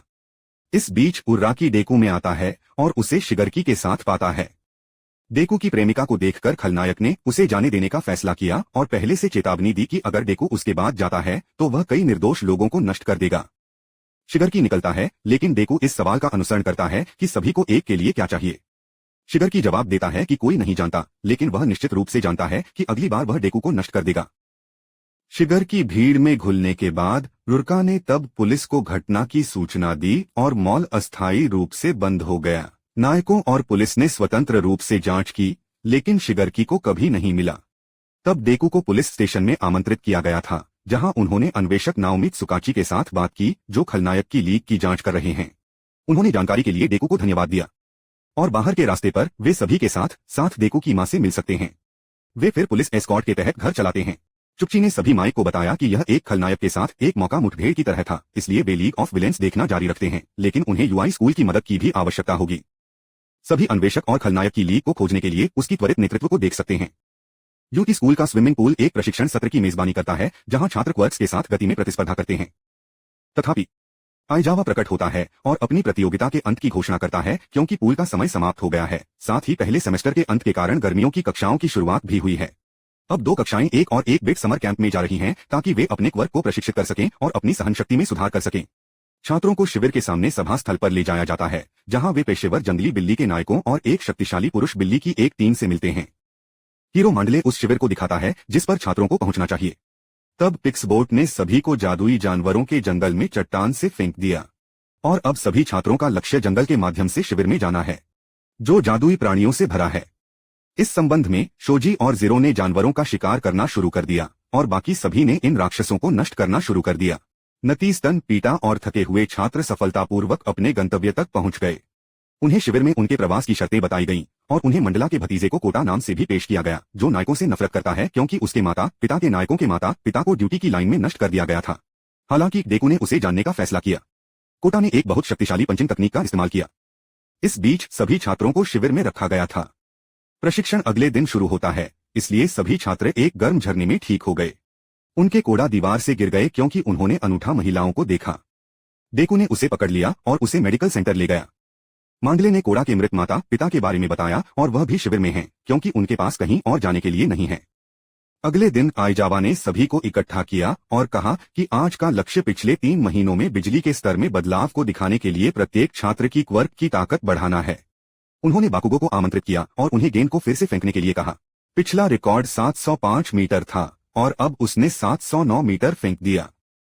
इसके साथ आइजावा ने दिखाया कि बाकुगा का क्वर्क पावर लेवल 3 महीनों में ज्यादा नहीं बदला था और इसलिए अब क्वर्क को मजबूत करना और सहन शक्ति को बढ़ाना बहुत महत्वपूर्ण है। इसके साथ समानांतर में खलनायक की लीक कम थी। हालांकि यह तूफान से पहले ही शांत है क्योंकि शिगरकी ने मजबूत खलनायक इकट्ठा किए हैं और एक स्ट्राइक फोर्स बनाया है और अब खलनायक अपनी दुस्साहसी योजना को लागू करने की तैयारी कर रहे हैं। इस बीच छात्र अपने लंबे प्रशिक्षण सत्र शुरू करते हैं जहां प्रत्येक अपने स्वयं के विचित्रता विकसित करता है। क्लास 1 बिट ने व्लाद के नेतृत्व में और वाइल्ड कैट्स की देखरेख में एक ही प्रशिक्षण शुरू किया। रागडोल अपने विचित्र की मदद से एक ही बार में सैकड़ों लोगों का निरीक्षण कर सकते हैं और अपनी कमजोरियों को पा सकते हैं। पिक्सबॉब पृथ्वी को नियंत्रित कर सकता है। मंडली के पास टेलीपैथी है। वह दूर से संदेश प्रसारित कर सकती है और लोगों के दिमाग को पढ़ सकती है। टाइगर हमलों और विनाश के लिए जिम्मेदार है, इसलिए उन्होंने डेकू प्रशिक्षण लिया। प्रशिक्षण के बाद छात्रों ने अपना भोजन पकाया। डेकू ने कोड़ा को छोड़ते हुए देखा और उसे कुछ खाना देने का फैसला किया। हालांकि कोड़ा ने डेकू की मदद से इनकार कर दिया। इस बीच स्ट्राइक फोर्स शिविर पर हमला करने की साजिश रच रहा है, लेकिन अब वे मुख्य शरीर के आने की प्रतीक्षा कर रहे हैं।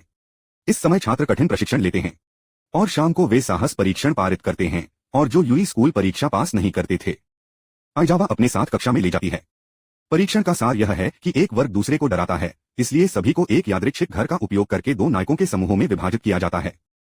हालांकि डेकी को एक साथी के बिना छोड़ दिया गया था। क्लैश सबसे पहले डराने वाला होगा और क्लैप पीड़ितों के रूप में कार्य करेगा। उसी समय एजवा ने छात्रों को कक्षा में ले जाया जहां मानमू और शिक्षक व्लाद उनका इंतजार कर रहे थे। वे सभी मंडले से एक टेलीपैथिक संदेश प्राप्त करते हैं कि उन पर हमला किया गया है। आइजावा तुरंत उनकी मदद करने के लिए जाता है। हालांकि सड़क पर उसे दबी द्वारा हमला किया जाता है और हमले आग के साथ खाली होते हैं, लेकिन आइजावा डोर्स डोबी के क्वर्क को निष्क्रिय कर देता है और उसे पहले जमीन में मारता है।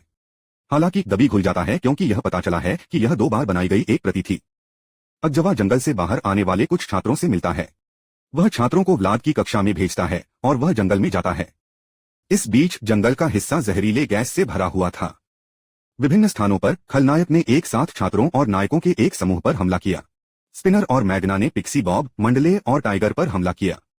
मैग्नी ने तुरंत पिक्सी बॉब को खटखटाया और खलनायक ने यह भी बताया कि वे लीग ऑफ विलेन के स्ट्राइक स्क्वाड से थे और उन्होंने अब स्टीन की विचारधारा को अपनाया, जिसमें कहा गया है कि हर नायक को एक नायक कहलाने का अधिकार अर्जित करना चाहिए और कमजोर नायकों को नष्ट कर दिया जाना चाहिए। मांडले और टाइगर स्पिनर और मैग्ने के खिलाफ लड़ना शुरू करते हैं। इस बीच डेकू कोड़ा को बचाने के लिए चला गया, जो मांसपेशियों से आगे निकल गया था। वह लगभग लड़के को नष्ट कर देता है, लेकिन डेकू द्वारा आखिरी क्षण में बचाया जाता है। जब मांसपेशियों को पता चला कि डेकू उसके सामने था, तो यह वह है जिसे शिगरकी ने पहले स्थान पर नष्ट करने का निर्देश दिया था। मांसपेशी तुरंत हमला करती है और डेकू को वापस चट्टान में मारती है। हालांकि मांसपेशी ने इसे फिसलने दिया और कहा कि स्ट्राइक फोर्स का लक्ष्य बाकुगो था।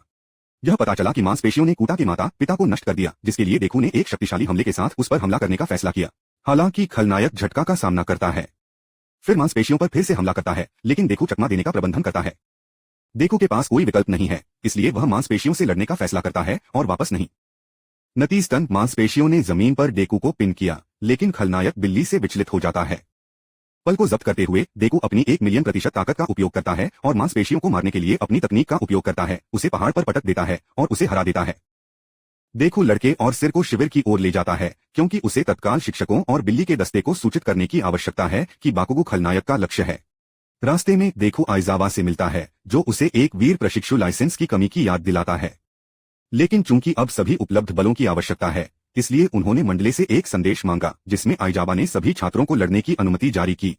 देखो मांडले के पास जाता है और आइजावा के संदेश को उसके पास ले जाता है और उसे यह भी बताता है कि कोबा सुरक्षित है। मांडले ने अपने विचित्रता का उपयोग करते हुए सभी को आइजावा के आदेश के बारे में सूचित किया और यह भी कहा कि डेकू ने इस जानकारी को पारित करने के लिए कहा कि खलनायक पर कब्जा करने का लक्ष्य बाकुगो था। डेकू बाकुगा की तलाश में चला गया। हालांकि मैग्नी ने उसे नष्ट करने का फैसला किया, लेकिन स्पिनर ने उसे रोक दिया क्योंकि स्टेन की विचारधारा के अनुसार खलनायक ने डेकू को एक योग्य नायक के रूप में मान्यता दी। इस बीच बाकुगो और टोडोरोकी को तुथी का सामना करना पड़ा, जिन्होंने तुरंत उन पर हमला किया। उन्होंने खलनायक से लड़ना शुरू कर दिया, लेकिन वे एक जाल में पड़ गए क्योंकि बाकुगा की क्वर्क आग बना सकती है और वे उनके पीछे गैस के कारण बच नहीं सकते। उसी समय डेकू ने शोजी और तोकोयामी का सामना किया, जिसकी छाया खलनायक के साथ लड़ाई के दौरान नियंत्रण से बाहर हो गई। यह पता चला कि उन पर दांतेदार पर भी हमला किया गया था और एक प्रतिकृति द्वारा शोजी की बाह को चोट पहुंचाई गई थी। यह देखकर तोकोयामी ने अपने विचित्रता का नियंत्रण खो दिया और अब तोकोयामी लोगों को छोड़ने और उस पर एक छाया छोड़ने के लिए कहता है। हालांकि दूर में बाकुगा के विस्फोटों को देखने के बाद डेकू एक योजना के साथ आया, जहां वे बाकुगा की ओर भागेंगे और उनके पीछे एक छाया खींचेंगे। वहां वह एक चमक बनाएगा और छाया शांत हो जाएगा। अंत में उन्होंने योजना को सफलतापूर्वक लागू किया। हालांकि बाकुगो ने तब तक इंतजार करने का फैसला किया जब तक कि छाया ने दांते को नष्ट नहीं किया। उसके बाद उन्होंने टोडोरोकी के साथ छाया को शांत किया। डेकू ने सभी को याद दिलाया कि बाकुगो खलनायक का लक्ष्य था, इसलिए उसने बाकुगो को शिविर में ले जाने की पेशकश की। उन्होंने बाकुगो के सामने एक तरह की ढाल का निर्माण किया। इस बीच योयोरोजू ने सभी छात्रों के लिए मुखौटे बनाए और टेत्सुत्सु ने शिक्षकों की मदद करने का फैसला किया, लेकिन केंडो ने उसे रोका और सुझाव दिया कि वह गैस बनाता है जो गैस बनाता है। खलनायक बहुत करीब था, इसलिए उन्होंने आसानी से उसे पाया। सरसों नाम के एक खलनायक ने टेत्सुत्सु पर हमला किया और उसका मुखौटा तोड़ दिया। उसे अपनी शक्तियों को खोने के लिए प्रेरित किया क्योंकि वह सांस नहीं ले सकता था। हालांकि केंडो ने अपनी बाहों को बढ़ाया और गैस को फैलाने वाले हवा के बवंडर बनाए। तब टेत्सुत्सु ने अपनी आखिरी ताकत के साथ खलनायक पर हमला किया और उसे खटखटाया। इस बीच युरुका और असुई तोगु के खिलाफ लड़ाई करते हैं। तोगा युरुका पर हमला करता है, लेकिन असुई ने उसका बचाव किया, जिससे उसकी जीभ टूट गई। फिर टोगा जंजीरों को एक पेड़ से बालों द्वारा आसुई मुराका खलनायक पर हमला करता है और उसके चेहरे को जमीन में डाल देता है। टोबी का कहना है कि वे दोनों एक जैसी गंध लेते हैं क्योंकि वे दोनों किसी के साथ प्यार करते हैं। वह अचानक अपने सिरिंज को युरका के पैर में चिपका देती है और उससे खून खींचती है। हालांकि देखो और बाकी लोग दिखाते हैं और टोगु पीछे हटने का फैसला करता है। यह पता चला है कि खलनायक को भी डेकू के साथ प्यार है। डेकू का सुझाव है कि वे सभी एक साथ शिविर में जाते हैं और बाकुगो को एस्कॉर्ट करते हैं। हालांकि यह पता चला कि बाकुगो और टोकोयामी गायब हो गए थे। श्री कंप्रेस द्वारा कब्जा कर लिया गया था। किसने स्ट्राइक टीम को सूचित किया कि उन्होंने लक्ष्य हासिल कर लिया है और खलनायक पीछे हटने लगे। लोग संपीड़ित की खोज में चले गए। डबी और 2 बार भी रैली पॉइंट पर गए और उन्होंने नोमा को भी उनके साथ बुलाया, जिससे गलती से यारोजू और एक फूलदान को परेशानी से बचाया गया। नोमो को मिस नहीं करने के लिए योरोरोजू एक ट्रैकिंग चिप बनाता है और अवीज इसे अपने क्वर्क के साथ नोमो के साथ संलग्न करता है।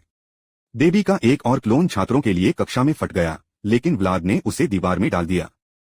क्लोन का कहना है कि पूरा हीरो सिस्टम केवल 2 स्तंभों पर खड़ा है, नायक सभी और यू ट्रेनिंग का शिखर। हालांकि बस कुछ घटनाएं इस प्रणाली को नष्ट कर सकती हैं और यह दरार पूरे वीर दुनिया में फैल जाएगी। अजामा अचानक दिखाई दिया और क्लोन को नष्ट कर दिया। वह कोटा छोड़ देता है और वह दूसरों की मदद करने के लिए जाता है। प्रशिक्षण क्षेत्र में टाइगर और मांडले ने मैगन स्पिनर को लगभग हरा दिया, लेकिन कुरोजरी ने दिखाई और उन्हें मुक्त कर दिया। इस बीच लोग कोम्प्रेस का पीछा करते रहते हैं। देखो एक योजना के साथ आया था जहां उर्राका सभी को भारहीन बनाता है और एसयूआई ने उन्हें सीधे खलनायक की ओर लॉन्च किया। वे स्ट्राइक फोर्स की रैली पॉइंट पर दाईं ओर जमीन में संपीड़ित को पटक देते हैं। कई खलनायक पहले ही वहां आ चुके हैं जो तुरंत नायकों पर हमला करना शुरू कर देते हैं। डबी ने अपनी आग से सभी को बिखेर दिया और टोगा उसके नए प्यार डेकू पर हमला करता है, जिसे वह नष्ट करना चाहती थी। हालांकि शोजी ने उसे रोक दिया। टोडोरोकी ने 2 बार पदभार संभाला, जबकि शोजी बाकुगो और टोकोयामी के साथ गहने पर कब्जा करने में सक्षम था। यह पता चला कि वे असली गेंद नहीं थे। कुरोजरी दिखाई दी और खलनायक अपने पोर्टल में प्रवेश करना शुरू कर दिया।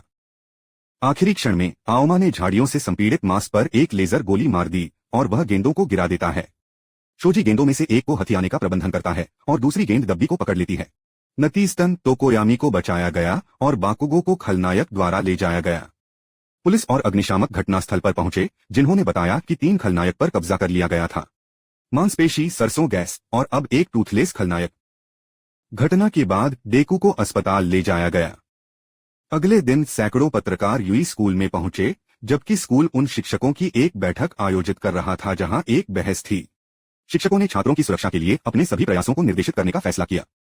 सभी को शुकुची से यह कहते हुए फोन आया कि उन्होंने आइजाबा और व्लाद से पूछताछ की और संभवतः बाकुगो का स्थान पाया। जब लेफ्टिनेंट सांसा जानकारी इकट्ठा कर रही थी तो उसे पता चला कि एक डरा हुआ आदमी एक इमारत में था। उन्होंने तुरंत घर के मालिक से संपर्क किया और यह पता चला कि वहां एक बार है। शुक्ची तब उन सभी से उनसे जुड़ने के लिए कह सकता है। सर्वशक्तिमान सहमत हैं। इस बीच डीईकेयू अस्पताल में ठीक हो रहा है। उनके सहपाठी उनका समर्थन करने आए थे।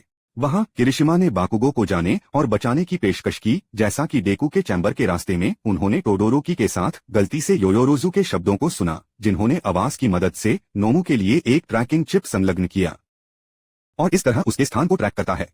उन्होंने योरोरोजू से कहा कि वे विशेष रूप से उनके लिए एक और उपकरण बनाने के लिए, लेकिन एडा ने याद किया कि उन्होंने बिना अनुमति के चीजों में शामिल नहीं होने का वादा किया था। इसलिए उन्होंने सुझाव दिया कि सभी पर भरोसा करें और कोई भी रैश चालें न करें। इस निर्णय को अधिकांश छात्रों द्वारा समर्थित किया गया था। डेकू को एक परीक्षा के लिए भेजा गया था जहां उसकी दादी ने उसके हाथ ठीक कर दिए थे। हालांकि बड़ी संख्या में चोटों के कारण हाथ पूरी तरह से ठीक नहीं हुए। तब डॉक्टर ने कहा कि अगर डेकू को इस तरह की चोटें लगती हैं तो उसके हाथ लकवाग्रस्त हो जाएंगे। डॉक्टर ने कोता से एक पत्र भी दिया जिसमें उन्होंने उसे बचाने के लिए डेकू को धन्यवाद दिया। डेकू को अपनी मां से एक फोन आया जिसने उसे यू स्कूल छोड़ने के बारे में सोचने के लिए कहा। हालांकि डेकू सभी के लिए सब कुछ बकाया है और चूंकि उसने उसे एक नायक बनाया है, इसलिए वह उसे निराश नहीं कर सकता। जब डेकू येरोजू के साथ अस्पताल छोड़ता है तो लोग बाकुगो को बचाने लगते हैं। वे योकोहामा शहर में कामिना क्षेत्र में ड्राइव करते हैं। इस बीच चुकुची ने ऑपरेशन में कई नायकों को सूचीबद्ध किया। उन्होंने लीग ऑफ विलेन के मुख्यालय को संभालने की योजना पर चर्चा शुरू की। इस समय समाचार ने बताया कि स्कूल के छात्रों में से एक का अपहरण कर लिया गया था। शिगर की हर चीज से बहुत प्रसन्न है जो हो रही है और उन्होंने यह भी सुझाव दिया कि बाकुगो ने खलनायक की लीग में शामिल हो गए। लेकिन बाकुगो यहां तक कि अपने जीवन की कीमत पर कभी भी खलनायक नहीं बनेंगे, इसलिए उन्होंने इनकार कर दिया। इस बीच लोग जगह पर पहुंचे और भेस में डाल दिया। सड़क पर चलते हुए उन्होंने यूई विद्यालय, जहां हेडमास्टर और कुछ शिक्षकों ने सभी प्रभावित छात्रों से माफी मांगी। तब पत्रकारों ने उन्हें मुश्किल सवालों के साथ बमबारी की और सामान्य निवासियों ने स्कूल और शिक्षकों के कार्यों की निंदा करना शुरू कर दिया। इस प्रेस कॉन्फ्रेंस को देखने वाले शिगर्की को खुशी हुई कि समाज नायकों से खुश नहीं है, क्योंकि वे अपने कर्तव्यों का सामना नहीं करते हैं और लोग नायकों द्वारा की गई गलतियों को माफ नहीं करना चाहते हैं। खलनायक नायकों को दो चेहरे वाले लोगों को कहते हैं जो पैसे और प्रसिद्धि के लिए रहते हैं और लोग किसके लिए, लेकिन वे हमेशा समर्थन के बजाय आलोचना करते हैं। तब शिगर्की ने जीत के लिए बाकुती के जुनून पर दबाव डालना शुरू कर दिया और फिर पूरी तरह से उसे रिहा करने के लिए कहा। हालांकि बाकुगो ने उड़ान भरी और चिगुर्की पर हमला किया। बाकुगो ने कहा कि उनका लक्ष्य सभी की तरह एक प्रसिद्ध नायक बनना है। इस बीच चुकुची और नायकों ने पहले ही योजना पर चर्चा की थी। यह पता चला कि निर्देशक और शिक्षकों ने खलनायक का ध्यान आकर्षित करने के लिए प्रेस कॉन्फ्रेंस का इस्तेमाल किया, इसलिए नायकों का हमला यथासंभव अप्रत्याशित होगा। सभी और कई अन्य नायक शिगर्की के बार में टूट जाते हैं और खलनायक पर हमला करते हैं। शिगर्की जो हो रहा है उससे हैरान है और इसलिए कुरोगरी से सभी नोमों को बार में स्थानांतरित करने के लिए कहता है। हालांकि प्रेरित करने वाला कुरोचरी के मुंह को कवर करता है।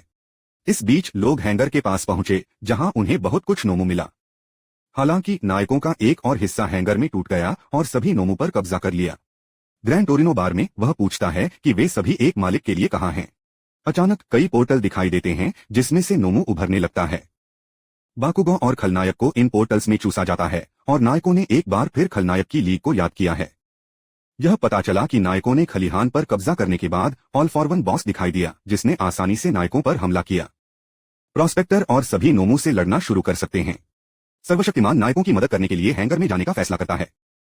इस दौरान सभी के लिए सबसे अच्छी जीन्स को नष्ट कर देता है क्योंकि उसका क्वर्क उसे नियंत्रित करने में कठिनाई के कारण उसे सूट नहीं करता है और डेकू और लोग डर से हैरान हैं और स्थानांतरित भी नहीं कर सकते। शिगर्की और अन्य खलनायक बाकुगो के साथ टेलीपोर्टर्स से निकलते हैं। एक के लिए सभी उसे हार के बारे में परेशान नहीं होने के लिए कहते हैं क्योंकि इसके लिए उसने अपने सभी खलनायकों को बचाया, साथ ही साथ बाकुगो भी। उस समय सभी प्रकट हो सकते हैं और बॉस पर हमला कर सकते हैं, लेकिन सभी एक ही समय में चार्क वर्क का उपयोग करते हैं और सभी पर पलटवार कर सकते हैं। बॉस कुरोगिरी का नियंत्रण लेता है और पोर्टल में प्रवेश करने के लिए खलनायक के लिए पोर्टल खोलता है और बाकुगो को भी अपने साथ ले जाता है। सभी बॉस पर फिर से हमला कर सकते हैं और एक ही समय में बाकुगो को बचाने की कोशिश करते हैं, लेकिन बॉस उसे ऐसा करने नहीं देता है। देखो यह पता लगाने की कोशिश करता है कि बाकुगो कैसे बचाया जाए। उन्हें पता चला कि यह कैसे करना है, लेकिन लड़ाई में संलग्न किए बिना। आयदा में डिक्यू तब दीवार को धक्का दे रहा है ताकि वे बर्फ के स्प्रिंग बोर्ड के लिए धन्यवाद उड़ सकें। वे सफलतापूर्वक उड़ान भरते हैं और बाकुगो लोगों के लिए उड़ान भरता है और किरिशिमा का हाथ पकड़ता है, इस प्रकार बाकुगो को बचाता है। इस बीच बॉस मैग्ने के शरीर पर ले जाता है और सभी खलनायक को पोर्टल में ले जाता है। सभी उसकी आत्मा को इकट्ठा कर सकते हैं और बॉस को जमीन में डाल सकते हैं। उसके बाद सभी आंशिक रूप से अपना वीर रूप खो सकते हैं। सभी के पास अपनी युवावस्था से फ्लैशबैक हो सकता है, जहां वह अपने शिक्षक नाना शिमुरा को बताता है कि वह शांति का प्रतीक बनना चाहता है। सभी के लिए सभी के शिक्षक का अपमान करना शुरू कर देते हैं। तब सभी बॉस को अपनी सारी ताकत के साथ मार सकते हैं, लेकिन 100 मीटर की एक जोड़ी के लिए बॉस के झटका के जवाब में उड़ जाते हैं, जहां ग्रैंड टोरिनो उसे उड़ान में उठाता है। यह पता चला है कि उनकी लड़ाई दुनिया भर में प्रसारित होती है। सभी एक हमले के लिए सभी हो सकते हैं और वह अपने नायक के रूप को खो देता है। अब पूरी दुनिया सर्वशक्तिमान का सच्चा रूप देखती है। बॉस से पता चलता है कि शिगरकी नाना शिमुरा का पोता है। तब सहायक ने अपनी शक्ति को अपने दाहिने हाथ में यह कहते हुए केंद्रित किया कि वह नहीं खोएगा। अन्य नायक भी दिखाई देते हैं और घायल हो जाते हैं। सभी एक हमले के लिए सब कुछ कर सकते हैं और चारों ओर सब कुछ नष्ट कर सकते हैं। बॉस के बाद क्वर्क्स का एक पूरा संयोजन एकत्र करता है और सभी को नष्ट करने जा रहा है। वे शक्तिशाली हमलों का आदान प्रदान करते हैं। नायक ने ग्रैंड टोरिनो के निर्देशों को याद किया, इसलिए उन्होंने अपनी शक्ति को अपने बाएं हाथ पर केंद्रित किया।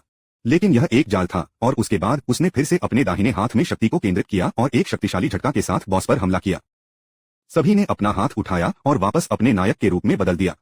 अंत में सभी को एक लोहे की कोशिका में रखा गया और जेल भेज दिया गया। और सभी ने पत्रकारों के कैमरे पर एक उंगली उठाई और कहा कि वह आगे था, लेकिन यह इशारा डेकू के लिए था क्योंकि शांति प्रतीक ने इस्तीफा दे दिया था। जो कुछ भी हुआ उसके बाद लोग बाकुगो को पुलिस में ले गए और सभी अस्पताल ले सकते थे। सभी चुकची और ग्रैंड टोरिनो का दौरा करने का फैसला कर सकते हैं, जो शिगरकी परिवार की जड़ों पर चर्चा कर रहे हैं। तब सभी शिगरकी की तलाश में जाने का फैसला कर सकते हैं, लेकिन वह ग्रैंड टोरिनो द्वारा रोका जाता है, यह कहते हुए कि वह और शुक्ची इससे निपटेंगे और सभी को यूई स्कूल जाना चाहिए। इस बीच टोडोरो की घर लौट आया है और अपने गुस्से में पिता को पाता है, जो अब नंबर 1 नायक है। हालांकि वह दुखी है कि उसने इस तरह से इस जगह को लिया। डेकू को सभी से एक संदेश मिला और वे समुद्र तट पर मिले। बैठक में सभी ने डेकू को चेहरे पर मारा क्योंकि वह अवज्ञा करता था और इसलिए दूसरी दुनिया में जा सकता था। सभी ने खुलासा किया कि उसका वीरतापूर्ण समय समाप्त हो गया था और वह अब अपने वीर रूप को बनाए नहीं रख सकता है, और उसने बिना नुकसान या चोट के बाकुगो को बचाने में सक्षम होने के लिए डेक की प्रशंसा की। क्योंकि सभी के पास समय हो सकता है, वह उत्तराधिकारी को प्रशिक्षित करेगा। इस बीच प्रिंसिपल ने फैसला किया कि छात्रों की सुरक्षा के लिए अपनी योजना शुरू करने का समय है। ऐसा करने के लिए शिक्षकों को छात्रों के माता पिता के साथ बात करने की आवश्यकता है ताकि वे नायकों के बढ़े हुए प्रशिक्षण के लिए अनुमति दें। अंततः सभी छात्रों ने अपने घर छोड़ दिए और यूई स्कूल के छात्रावास में चले गए। यूई डोरमेट्री में जाने से पहले एसावा ने नियमों को समझाया और उन्हें नया घर भी दिखाया। छात्रों का कार्य कमरों में खुद को व्यवस्थित करना है। निपटान के बाद उन्होंने एक अस्थायी वीर लाइसेंस प्राप्त करने के लिए एक आसन्न परीक्षा की घोषणा की, जो वर्ष में 2 बार आयोजित की जाती है। इस संबंध में शिक्षक यह सुनिश्चित करेंगे कि छात्र कम से कम 2 सुपर मूव्स तैयार करें और पास करें। छात्रों ने अपनी वेशभूषा पर रखा और जिम जाकर, जहां आइजावा बताते हैं कि सुपर मूव्स इतने महत्वपूर्ण क्यों हैं, साथ ही नायकों को किस गुण के लिए आंका जाता है। अगले 10 दिनों के लिए सभी छात्र एक ही समय में 2 बार क्वर्क को प्रशिक्षित करेंगे और एक ही समय में सुपर मूव्स सीखेंगे और सभी नायक वेशभूषा में सुधार किया जाएगा। सभी डेकू की प्रगति का निरीक्षण करने और सुपर मूव्स बनाने के तरीके के बारे में अपने सुझाव देने के लिए भी आ सकते हैं। सभी ने डेकू को अपने स्वयं के अनूठे कदम के साथ आने का निर्देश दिया, जिससे वह गहरे विचार में जा सकते थे। वह इंजीनियरिंग विभाग में गए, जहां वे सूट में सुधार कर रहे हैं। एडा और उर्राका भी वहां गए। जब वे डेकू से मिले तो एक विस्फोट हुआ। यह एक हत्सुमई था और डेकू के लिए धन्यवाद। वह एक सुपर चाल के साथ आया था जो अपने पैरों की ताकत का उपयोग करता है। 4 दिन बाद उनकी पोशाक को उनकी बाहों और पैरों पर स्टेबलाइजर्स मिले और सभी छात्रों ने अपने सुपर मूव्स विकसित किए। परीक्षा का दिन आ गया है। सभी छात्रों का लक्ष्य इस परीक्षा को पास करना है और एक अस्थायी लाइसेंस के साथ अर्धपेशेवर नायक बनना है। परीक्षा के लिए 1540 छात्र पहुंचे, इसलिए पहले चरण का लक्ष्य प्रतिभागियों की संख्या को कम करना है। जो किसी को भी तीसरे लक्ष्य से टकराता है उसे 1 बिंदु मिलता है। 2 अंक प्राप्त करने वाले छात्र आगे बढ़ते हैं। पहला चरण शुरू होता है और इसलिए एक विशाल क्षेत्र दिखाई देता है। डेकू ने सुझाव दिया कि उनके सहपाठी एक साथ आते हैं और एक समूह के रूप में कार्य करते हैं, लेकिन बाकुगो और टोडोरो की एकल प्रदर्शन करने का फैसला करते हैं। हालांकि यूई फेस्टिवल आयोजित होने के बाद यूई स्कूल के सभी छात्रों के विचित्रों को अन्य स्कूलों के लिए जाना जाता है। जब शुरुआत की घोषणा की जाती है तो हर कोई यूई स्कूल पर हमला करना शुरू कर देता है। हालांकि छात्र अपने क्वर्क्स का उपयोग करते हैं और गेंदों से लड़ते हैं। फिर वह उसे जमीन पर पिन करती है। देखो ने उसे बल के साथ पीछे धकेल दिया। लेकिन उस क्षण में केत्सुबो का एक छात्र फिर लोग एक योजना के साथ आए जहां डेकू ने चारा बनने का फैसला किया ताकि सेरो और युरुका विरोधियों को बांध लें। नतीजतन वे सफलतापूर्वक अगले चरण में पारित हो गए। इस बीच टोडोरोकी ने 10 रंगीन निंजा का सामना किया कि वह जमा देता है, अपने कुलीन वर्गों को घर देता है, फिर निंजा ने पानी और भारी वस्तुओं को उस पर फेंक दिया और टोडोरोकी ने उन्हें एक जाल में फेंक दिया और टैंक को कमजोर कर दिया, जिससे विरोधियों को हराया। टोडोरोकी अगले चरण में आगे बढ़े। इस बीच सेको के पास एक आईक्यू क्वर्क है जो टी द्वारा सक्रिय होता है और उसे एक बुरी प्रतिभा में बदल देता है। उन्होंने सीआई अकादमी की अपनी टीम के साथ यूई समूह को देखा। बदले में वे इमारत में विरोधियों को भी नोटिस करते हैं। हालांकि सेको ने जीरो को रोकते हुए जोर से संगीत बजाया। जवाब में जीरो एक ध्वनि के साथ हमला करने का फैसला करता है, लेकिन उसका घर छत से एक शॉट के साथ टूट गया है। नियम में तापमान तेजी से गिरता है जिससे एजवीड सो जाता है। सेको का लक्ष्य यारोजू को गर्म करने और कमजोर होने के लिए अपने विचित्र का उपयोग करना है। योहिरो का सुझाव है कि दुश्मन इसके लिए इंतजार कर रहा था, लेकिन डेकू के शब्दों को याद किया, इसलिए वह 4 जोड़े हेडफोन बनाती है और फिर एक कमावृत्ति वाली ध्वनि के साथ जीरो पर हमला करने के लिए एक विशाल वक्ता। उसकी योजना ने काम किया, लेकिन सेको ने आखिरी क्षण में योरोरोजू को पकड़ लिया और खुद को उसके साथ कमरे में बंद कर दिया। हालांकि लोगों ने सेको को रोक दिया, इसलिए वे अगले चरण में गए। इस बीच बाकुगो, किरिशिमा और कामनेरी पर शिकेत्सुके हाई स्कूल सेजी शिशाकुरा के एक सोफोमोर द्वारा हमला किया जाता है, जिनके पास एक मांस राक्षस विचित्र है। वह तुरंत किरिशिमा को अपने मांस में बदल देता है और फिर सोफोमोर अपने मांस राक्षसों का निर्माण करता है, लेकिन बाकुगो ने उन्हें अपने विस्फोटों से नष्ट कर दिया। सीजी तब पुल के नीचे अपने मांस को टटोलता है और बाकुगो को मांस के ढेर में बदल देता है, लेकिन बाकुगो एक कामेनारी ग्रेनेड को फेंकने का प्रबंधन करता है जो बाकुगो को उड़ा देता है और फिर सीजी को बिजली के साथ फ्रे करता है जो राक्षसों पर उसका नियंत्रण कमजोर करता है। चेतना हासिल करने के बाद किरिशिमा ने खलनायक को बाहर कर दिया और फिर वे पहले से ही बहाल किए गए छात्रों पर स्विच करते हैं। नतीजतन तीनों अगले चरण से गुजरते हैं। प्रारंभिक परिणामों के अनुसार 11 यू छात्र पहले ही अगले चरण में पास हो चुके हैं और यू स्कूल में से कोई भी अभी तक बाहर नहीं किया गया है। इस बीच मैदान पर आयदा और ओयामा ने एक दूसरे की टीम बनाने और मदद करने का फैसला किया। हालांकि ओयामा अपने सपने को पूरा करने और नायक बनने के लिए आयदा के लिए खुद को बलिदान करने के लिए अंतिम क्षण में फैसला करता है। वह एक लेजर के साथ ध्यान आकर्षित करना शुरू कर देता है, लेकिन अचानक कबूतरों का एक झुंड दिखाई देता है जिसे कूजी द्वारा नियंत्रित किया जाता है। तोकोयामी भी अपनी छाया के साथ मिनोरू के साथ भी दिखाई देता है जो अपनी गेंदों से सभी को चिपका देता है और अदृश्य उपकरण छत सभी को अंधा कर देती है और गेंदों के साथ लक्ष्य पर हमला करना शुरू कर देती है। धन्यवाद, जिसके लिए उन्होंने संयुक्त रूप से परीक्षा पास की।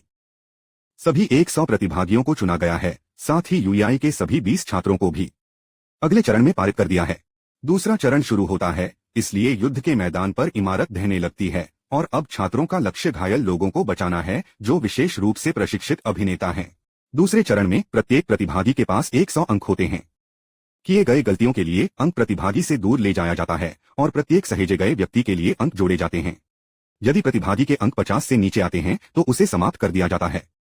प्रत्येक प्रतिभागी को एक कर्मचारी सौंपा जाएगा जो उसके कार्यों की निगरानी करता है। दूसरे चरण की शुरुआत की घोषणा की गई और डेकू लोगों के साथ एक रोते हुए बच्चे को मिला। हालांकि लड़के ने कहा कि सभी के पास माइनस पॉइंट थे। पहले से उन्हें स्वास्थ्य की स्थिति के बारे में पूछना था। तब डेकू लड़के को ले गया और उसे घायल के लिए संग्रह बिंदु पर ले गया, जबकि बाकी सभी अन्य पीड़ितों की तलाश में चले गए। अन्य समूह भी घायल और उनके लिए आधार तैयार कर रहे हैं। अचानक प्रच्छन्न डाकू अपने नेता हीरो किलर भेल के साथ दिखाई दिए। अब सभी छात्रों के पास 2 लक्ष्य हैं, पीड़ितों को बचाने के लिए और उन्हें खलनायक से बचाने के लिए भी। डाकुओं ने अपना हमला शुरू कर दिया और भविष्य के नायकों को एक विकल्प बचाव या हमले का सामना करना पड़ा, जबकि डेकू इस बारे में सोच रहा था कि शिंदो को क्या करना है। अपराधियों को अपनी कंपन तरंगों के साथ हिरासत में लेने का फैसला करता है और वह हर किसी से पीड़ितों को दूर ले जाने के लिए कहता है।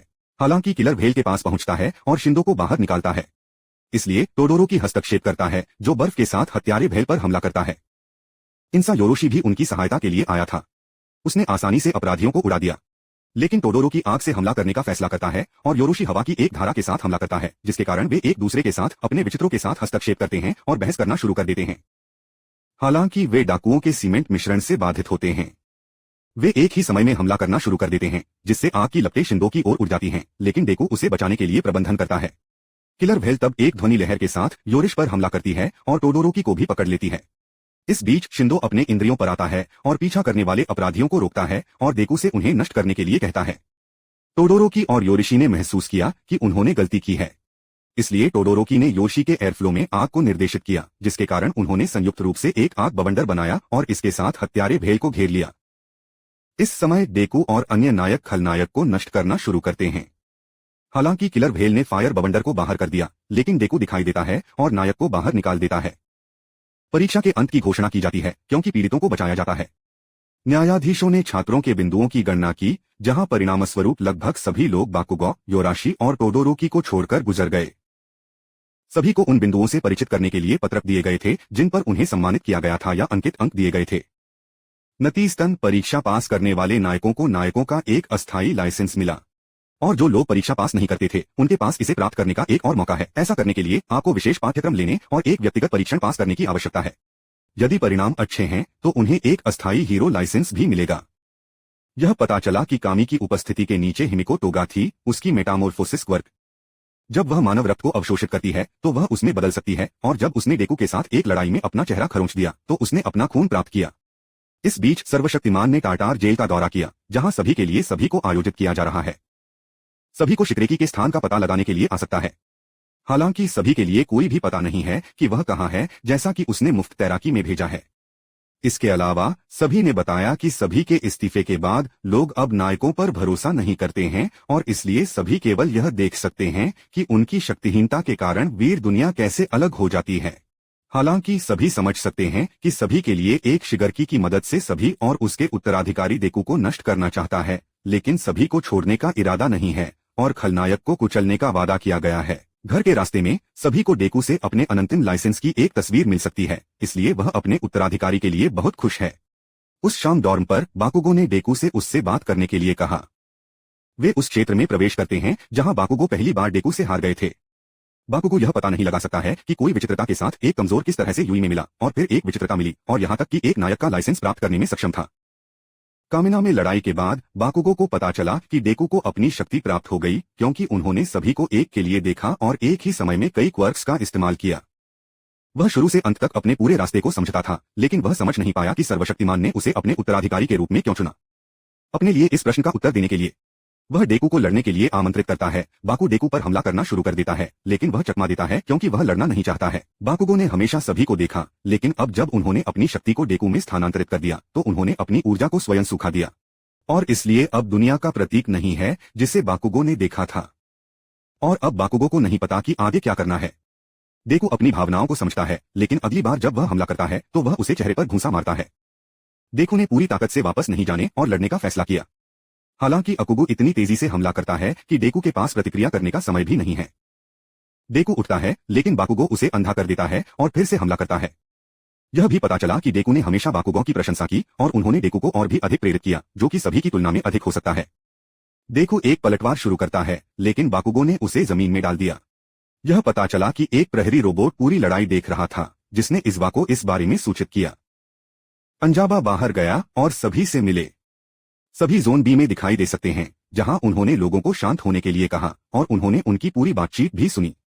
सभी तब बाकुगा को समझाया जा सकता है कि उसने डेकू को क्यों चुना। बाकुगा खुद को एक कमजोर कहती है क्योंकि उसे पछतावा होता है कि दुनिया फिर कभी नहीं देखेगी, यह विश्वास करते हुए कि अगर वह मजबूत होता तो वह उसे बचा लेता। लेकिन सर्वशक्तिमान ने जवाब दिया कि उसका समय रास्ते में था और इसलिए किसी की गलती नहीं थी। अंत में सभी ने उसे शुरू से अंत तक पूरी कहानी बताई हो सकती है, और बाकुगो ने एक गुप्त के बारे में गुप्त रखने का वादा किया। बाकुगो और डेकू अब प्रतिद्वंद्वी हैं। इज़ला ने भी छात्रों को नियमों को तोड़ने के लिए दंडित किया। उन्होंने बाकुगो को 4 दिन की हाउस अरेस्ट और डेकू को साफ करने के लिए 3 दिन दिए। सर्वशक्तिमान के प्रस्थान के बाद से शांति के प्रतीक के इस्तीफे की खबर टीवी पर चर्चा की जा रही थी और लोगों के दिमाग में भ्रम पैदा करने के लिए। लेकिन दूसरी चौंकाने वाली खबर यह थी कि अब प्रॉस्पेक्टर आशा का नया प्रतीक होगा। इसके साथ समानांतर में खलनायक के कई समूह अधिक सक्रिय हो गए हैं और हर दिन उनमें से अधिक हैं। शिगरकी के नेतृत्व में खलनायक की लीग एक अभूतपूर्व गति से बढ़ी। हालांकि वे खलनायक की अपनी पसंद में बहुत चयनात्मक हो गए और इसलिए स्ट्राइक फोर्स ने पागल और मजबूत खलनायक का चयन किया। इस बीच प्रिंसिपल नेजू ने पूरे स्कूल की बैठक की। उन्होंने कठिन वर्तमान स्थिति के बारे में बात की जो भविष्य में बिगड़ सकती है, इसलिए नायकों द्वारा अंशकालिक काम को वीरतापूर्ण अभ्यास के प्रकार के अनुसार पेश किया जाएगा। अब यूआई स्कूल का मुख्य लक्ष्य इस कठिन समय में योग्य नायकों को उठाना है। प्रदर्शन व्लाद के साथ समाप्त हुआ, जिन्होंने स्कूल के नियमों का पालन करने के लिए कहा, अन्यथा कटौती होगी। कक्षा में एजवा ने एक व्याख्यान दिया और अंशकालिक नौकरी के बारे में अधिक विस्तार से बताया। चूंकि यह काम अकादमी के अधिकार क्षेत्र से बाहर है, इसलिए प्रत्येक छात्र खुद के लिए जिम्मेदार होगा। हालांकि छात्रों को नुकसान में है क्योंकि वे त्योहार में भाग नहीं ले सकते थे, लेकिन बस हीरो के रूप में अतिरिक्त पैसे कमाएं। अरिजावा ने बताया कि यह त्योहार पीआर के लिए था ताकि नायक एजेंसियां छात्रों को नोटिस कर सकें। अब एक अस्थायी लाइसेंस के साथ छात्र मिशन में भाग लेने में सक्षम होंगे। इस बीच देखू और बकुगो सफाई कर रहे हैं। देखू हैरान है क्योंकि वह केवल एक दिन चूक गया था और अकादमी में क्या हो रहा है इसके बारे में कुछ भी समझ में नहीं आता है। हालांकि सजा के कारण सभी छात्रों को बाकुगा और डेकू को अपने भविष्य की इंटर्नशिप के बारे में बताने से मना किया गया था। यह 3 दिन हो गया है, देखू घर की गिरफ्तारी से बाहर है और अब देखू पकड़ना चाहता है। आइजावा इंटर्नशिप पर विस्तृत। ऐसा करने के लिए उन्होंने स्कूल के 3 सबसे मजबूत छात्रों को आमंत्रित किया, जिन्हें बिग 3 कहा जाता है। टेनकी अमेगिकी ने पहले बात की, लेकिन वह हिलने लगे और कक्षा से दूर हो गए। नेडगर हैडो ने अपनी प्रस्तुति को संभाला, लेकिन उसके बाद वह छात्रों से बेवकूफ और अजीब सवाल पूछना शुरू कर दिया। असला ने तब नाराज होकर तिकड़ी को सामान्य रूप से व्यवहार करने के लिए कहा। तब मिरियो तोगता बोलने लगी। उन्होंने एक सवाल पूछा, लेकिन जवाब पूरी तरह से मौन था क्योंकि कोई भी उसके मजाक को नहीं समझता है। उन्होंने सभी को लड़ने के लिए आमंत्रित किया, सभी छात्रों को एक मिरियो के खिलाफ एक साथ, क्योंकि उनका मानना है कि उनकी शक्ति के स्तर के बीच अंतर दिखाने का सबसे अच्छा तरीका बीएओ में व्यक्तिगत अनुभव है। नतीजतन छात्रों ने कपड़े बदल दिए और प्रशिक्षण क्षेत्र में मिले। देखू ने पहले हमला करने का फैसला किया, लेकिन उनका हमला मुरियो के शव से होकर गुजरा। बाकी लोगों ने भी हमला करना शुरू कर दिया, लेकिन मुरील ने पहले रेंज किए गए सेनानियों को खटखटाया और फिर हाथ से मुकाबला किया। देखू ने महसूस किया कि अगर मुरियो हमला करते समय स्पष्ट है तो उसे पलटवार पर पकड़ना सबसे अच्छा है। मुरियो भागता है और भूमिगत हो जाता है। वह देखू के पीछे दिखाई देता है, लेकिन देखू जल्दी से प्रतिक्रिया करता है और उसे मारता है। हालांकि मिरियो धूर्तता अपर केस डीकू। आइजावा ने स्पष्ट किया कि मिरियो उन लोगों में से पहला है जो नायकों में से पहला बन सकते हैं। नतीजतन मिरियो ने सभी को पेट में एक झटका के साथ बिखेर दिया। मिरियो की क्वर्क में प्रवेश के लिए पता चला है। जब वह अपने विचित्र का उपयोग करता है तो वह भारी हो जाता है। हालांकि इसे रद्द करते समय आइटम तुरंत उसे पीछे धकेलता है क्योंकि यह भौतिकी के नियमों का उल्लंघन करता है, लेकिन उसके विचित्र के लिए पर्याप्त डाउनसाइड हैं। जमीन के नीचे वह सांस नहीं ले सकता, देख या सुन सकता है। यह राज्य एक ब्लैक होल के बराबर है। वह शरीर के हिस्से पर एक विचित्र का उपयोग भी कर सकता है और इस तरह दीवारों से गुजर सकता है। तब मिरियो ने एक शांत और प्रेरक भाषण दिया। पूरा बिंदु यह है कि अनुभव ताकत में बदल जाता है। देखू ने तुरंत महसूस किया कि मुरियो स्वाभाविक रूप से मजबूत नहीं था, लेकिन क्योंकि उन्होंने प्रशिक्षण के माध्यम से अपने कौशल को विकसित किया और किसी और की तुलना में कड़ी मेहनत की, मुरियो ने यह भी स्वीकार किया कि डीकू काफी मजबूत है। उस शाम देखू ने एक इंटर्नशिप के बारे में पूछताछ करने के लिए ग्रैंड टोरिनो को फोन करने का फैसला किया। हालांकि बूढ़े आदमी ने उसे मना कर दिया। जैसा कि वह अब खलनायक की एक लीग की तलाश में व्यस्त है, उसने उसे अपने पूर्व भागीदारों को देखू की सिफारिश करने के लिए सभी को भेजा। इस बीच लीग ऑफ विलेंस ने ओवरहोल के प्रमुख के साथ मुलाकात की। जिन लोगों को बुराई के बाल होने के लिए भरोसा किया गया है और जो लोग बुराई करने के लिए स्वतंत्र हैं, वे जल्द ही मिलेंगे। समाचार कंपनी पहले नायक के रूप में सभी के प्रस्थान के बारे में एक कहानी तैयार कर रही है। हालांकि प्लॉट के लिए पत्रकारों के पास केवल कामिनो से एक वीडियो रिकॉर्डिंग है, क्योंकि सभी के दोस्त और सहकर्मी अतिरिक्त जानकारी देने से इनकार करते हैं। उनके पास सभी के अंतिम प्रतिद्वंद्वी के बारे में कोई जानकारी नहीं है, वह कामिनो में लड़े। अब वे जानते हैं कि सभी को जीनियस डेविड शील्ड के साथ भागीदारी की गई थी और उनकी मदद से वह पूरी दुनिया की सुर्खियों में आ गए। और जब वह जापान लौट आया तो उसने अपनी हीरो एजेंसी की स्थापना की और दुनिया का प्रतीक बन गया। पत्रकार तनो टोकुला लेखकों के पास आए। उन्होंने अपने सहयोगियों का ध्यान वाक्यांश के लिए आकर्षित किया, आप आगे हैं, जो कि कामिनो में सर्वशक्तिमान द्वारा बोला गया था। तनो का सुझाव है कि यह वाक्यांश खलनायक के लिए नहीं था, बल्कि सभी के उत्तराधिकारी के लिए था, जो कि नायक ने यूई स्कूल में पाया था। हालांकि पत्रकारों को अभी तक नहीं पता है कि वास्तव में उसका उत्तराधिकारी कौन है, लेकिन उनके पास गलत धारणाएं हैं। इस संबंध में संपादक इन चीफ तनो को यूई को भेजता है ताकि वह हीरो क्लास के बारे में लेख लिखने की आड़ में सभी को एक उत्तराधिकारी पाता है, जिसके आधार पर इजला ने छात्रों को चेतावनी दी कि पत्रकार उनके पास आएंगे। अगले दिन तनेओ यूई में पहुंचे। उन्हें सभी छात्रों को पता चला और उन्हें कैमरों पर ध्यान दिए बिना हमेशा की तरह व्यवहार करने के लिए कहा। टेनो ने जानकारी एकत्र करके अपनी खोज शुरू की और वह अयामा के बारे में जानकारी का अध्ययन करने वाले पहले व्यक्ति थे। इस प्रकार उन्होंने छात्रों की सभी कहानियों के माध्यम से देखा और अब वह उन्मूलन की विधि से उत्तराधिकारी की गणना करेंगे। ऐसा करने के लिए उन्होंने स्पोर्ट्स फेस्टिवल के परिणामों को ध्यान में रखा, जहां उन्होंने तुरंत बाकुगो और टोडोरोकी को सूची से बाहर कर दिया। और कुछ और लोगों को देखने के बाद तनो ने डेकू पर अपना ध्यान केंद्रित किया, क्योंकि उनकी क्वर्क कुछ हद तक सभी के क्वर्क के समान है। उन्होंने डेकू से संपर्क किया और उन्हें बताया कि वह 18 साल पहले के बाद से सभी का एक उत्साही प्रशंसक था। नायक ने अपने पिता को एक औद्योगिक क्षेत्र में विस्फोट से बचाया और अब तनो को बहुत खेद है कि सभी ने हाल ही में अपना पद छोड़ दिया। उसके बाद उन्होंने अप्रत्याशित रूप से कहा कि उन्होंने अनुमान लगाया कि डेकू सभी के उत्तराधिकारी थे, क्योंकि उन्हें उनके बीच एक संबंध महसूस हुआ, साथ ही साथ उनके क्वर्क्स समान हैं।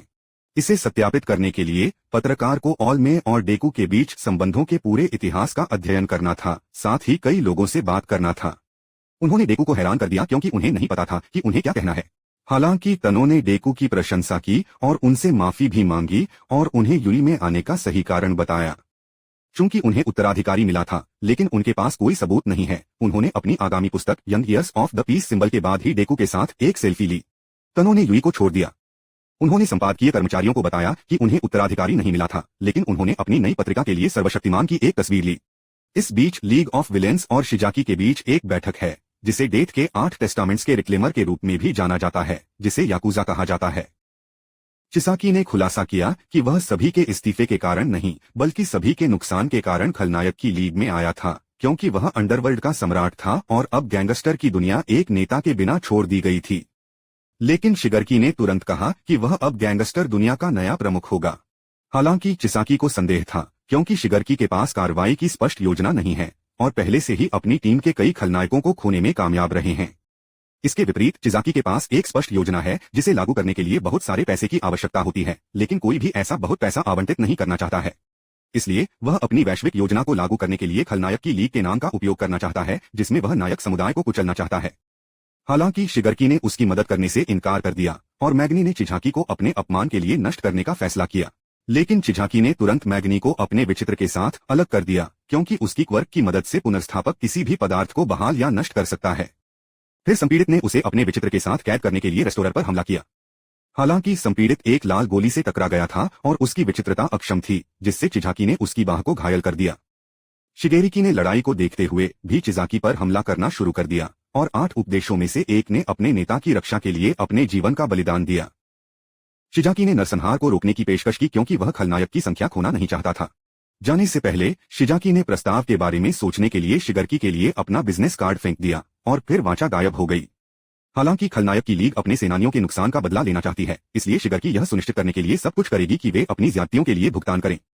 स्कूल में रहते हुए यूई एजावा ने छात्रों को घोषणा की कि वे अब केवल प्रतिष्ठित एजेंसियों में प्रशिक्षित करेंगे और वहां वे अंशकालिक काम को प्रोहीरो के रूप में करेंगे, क्योंकि कुछ शिक्षक किसी भी इंटर्नशिप के खिलाफ थे।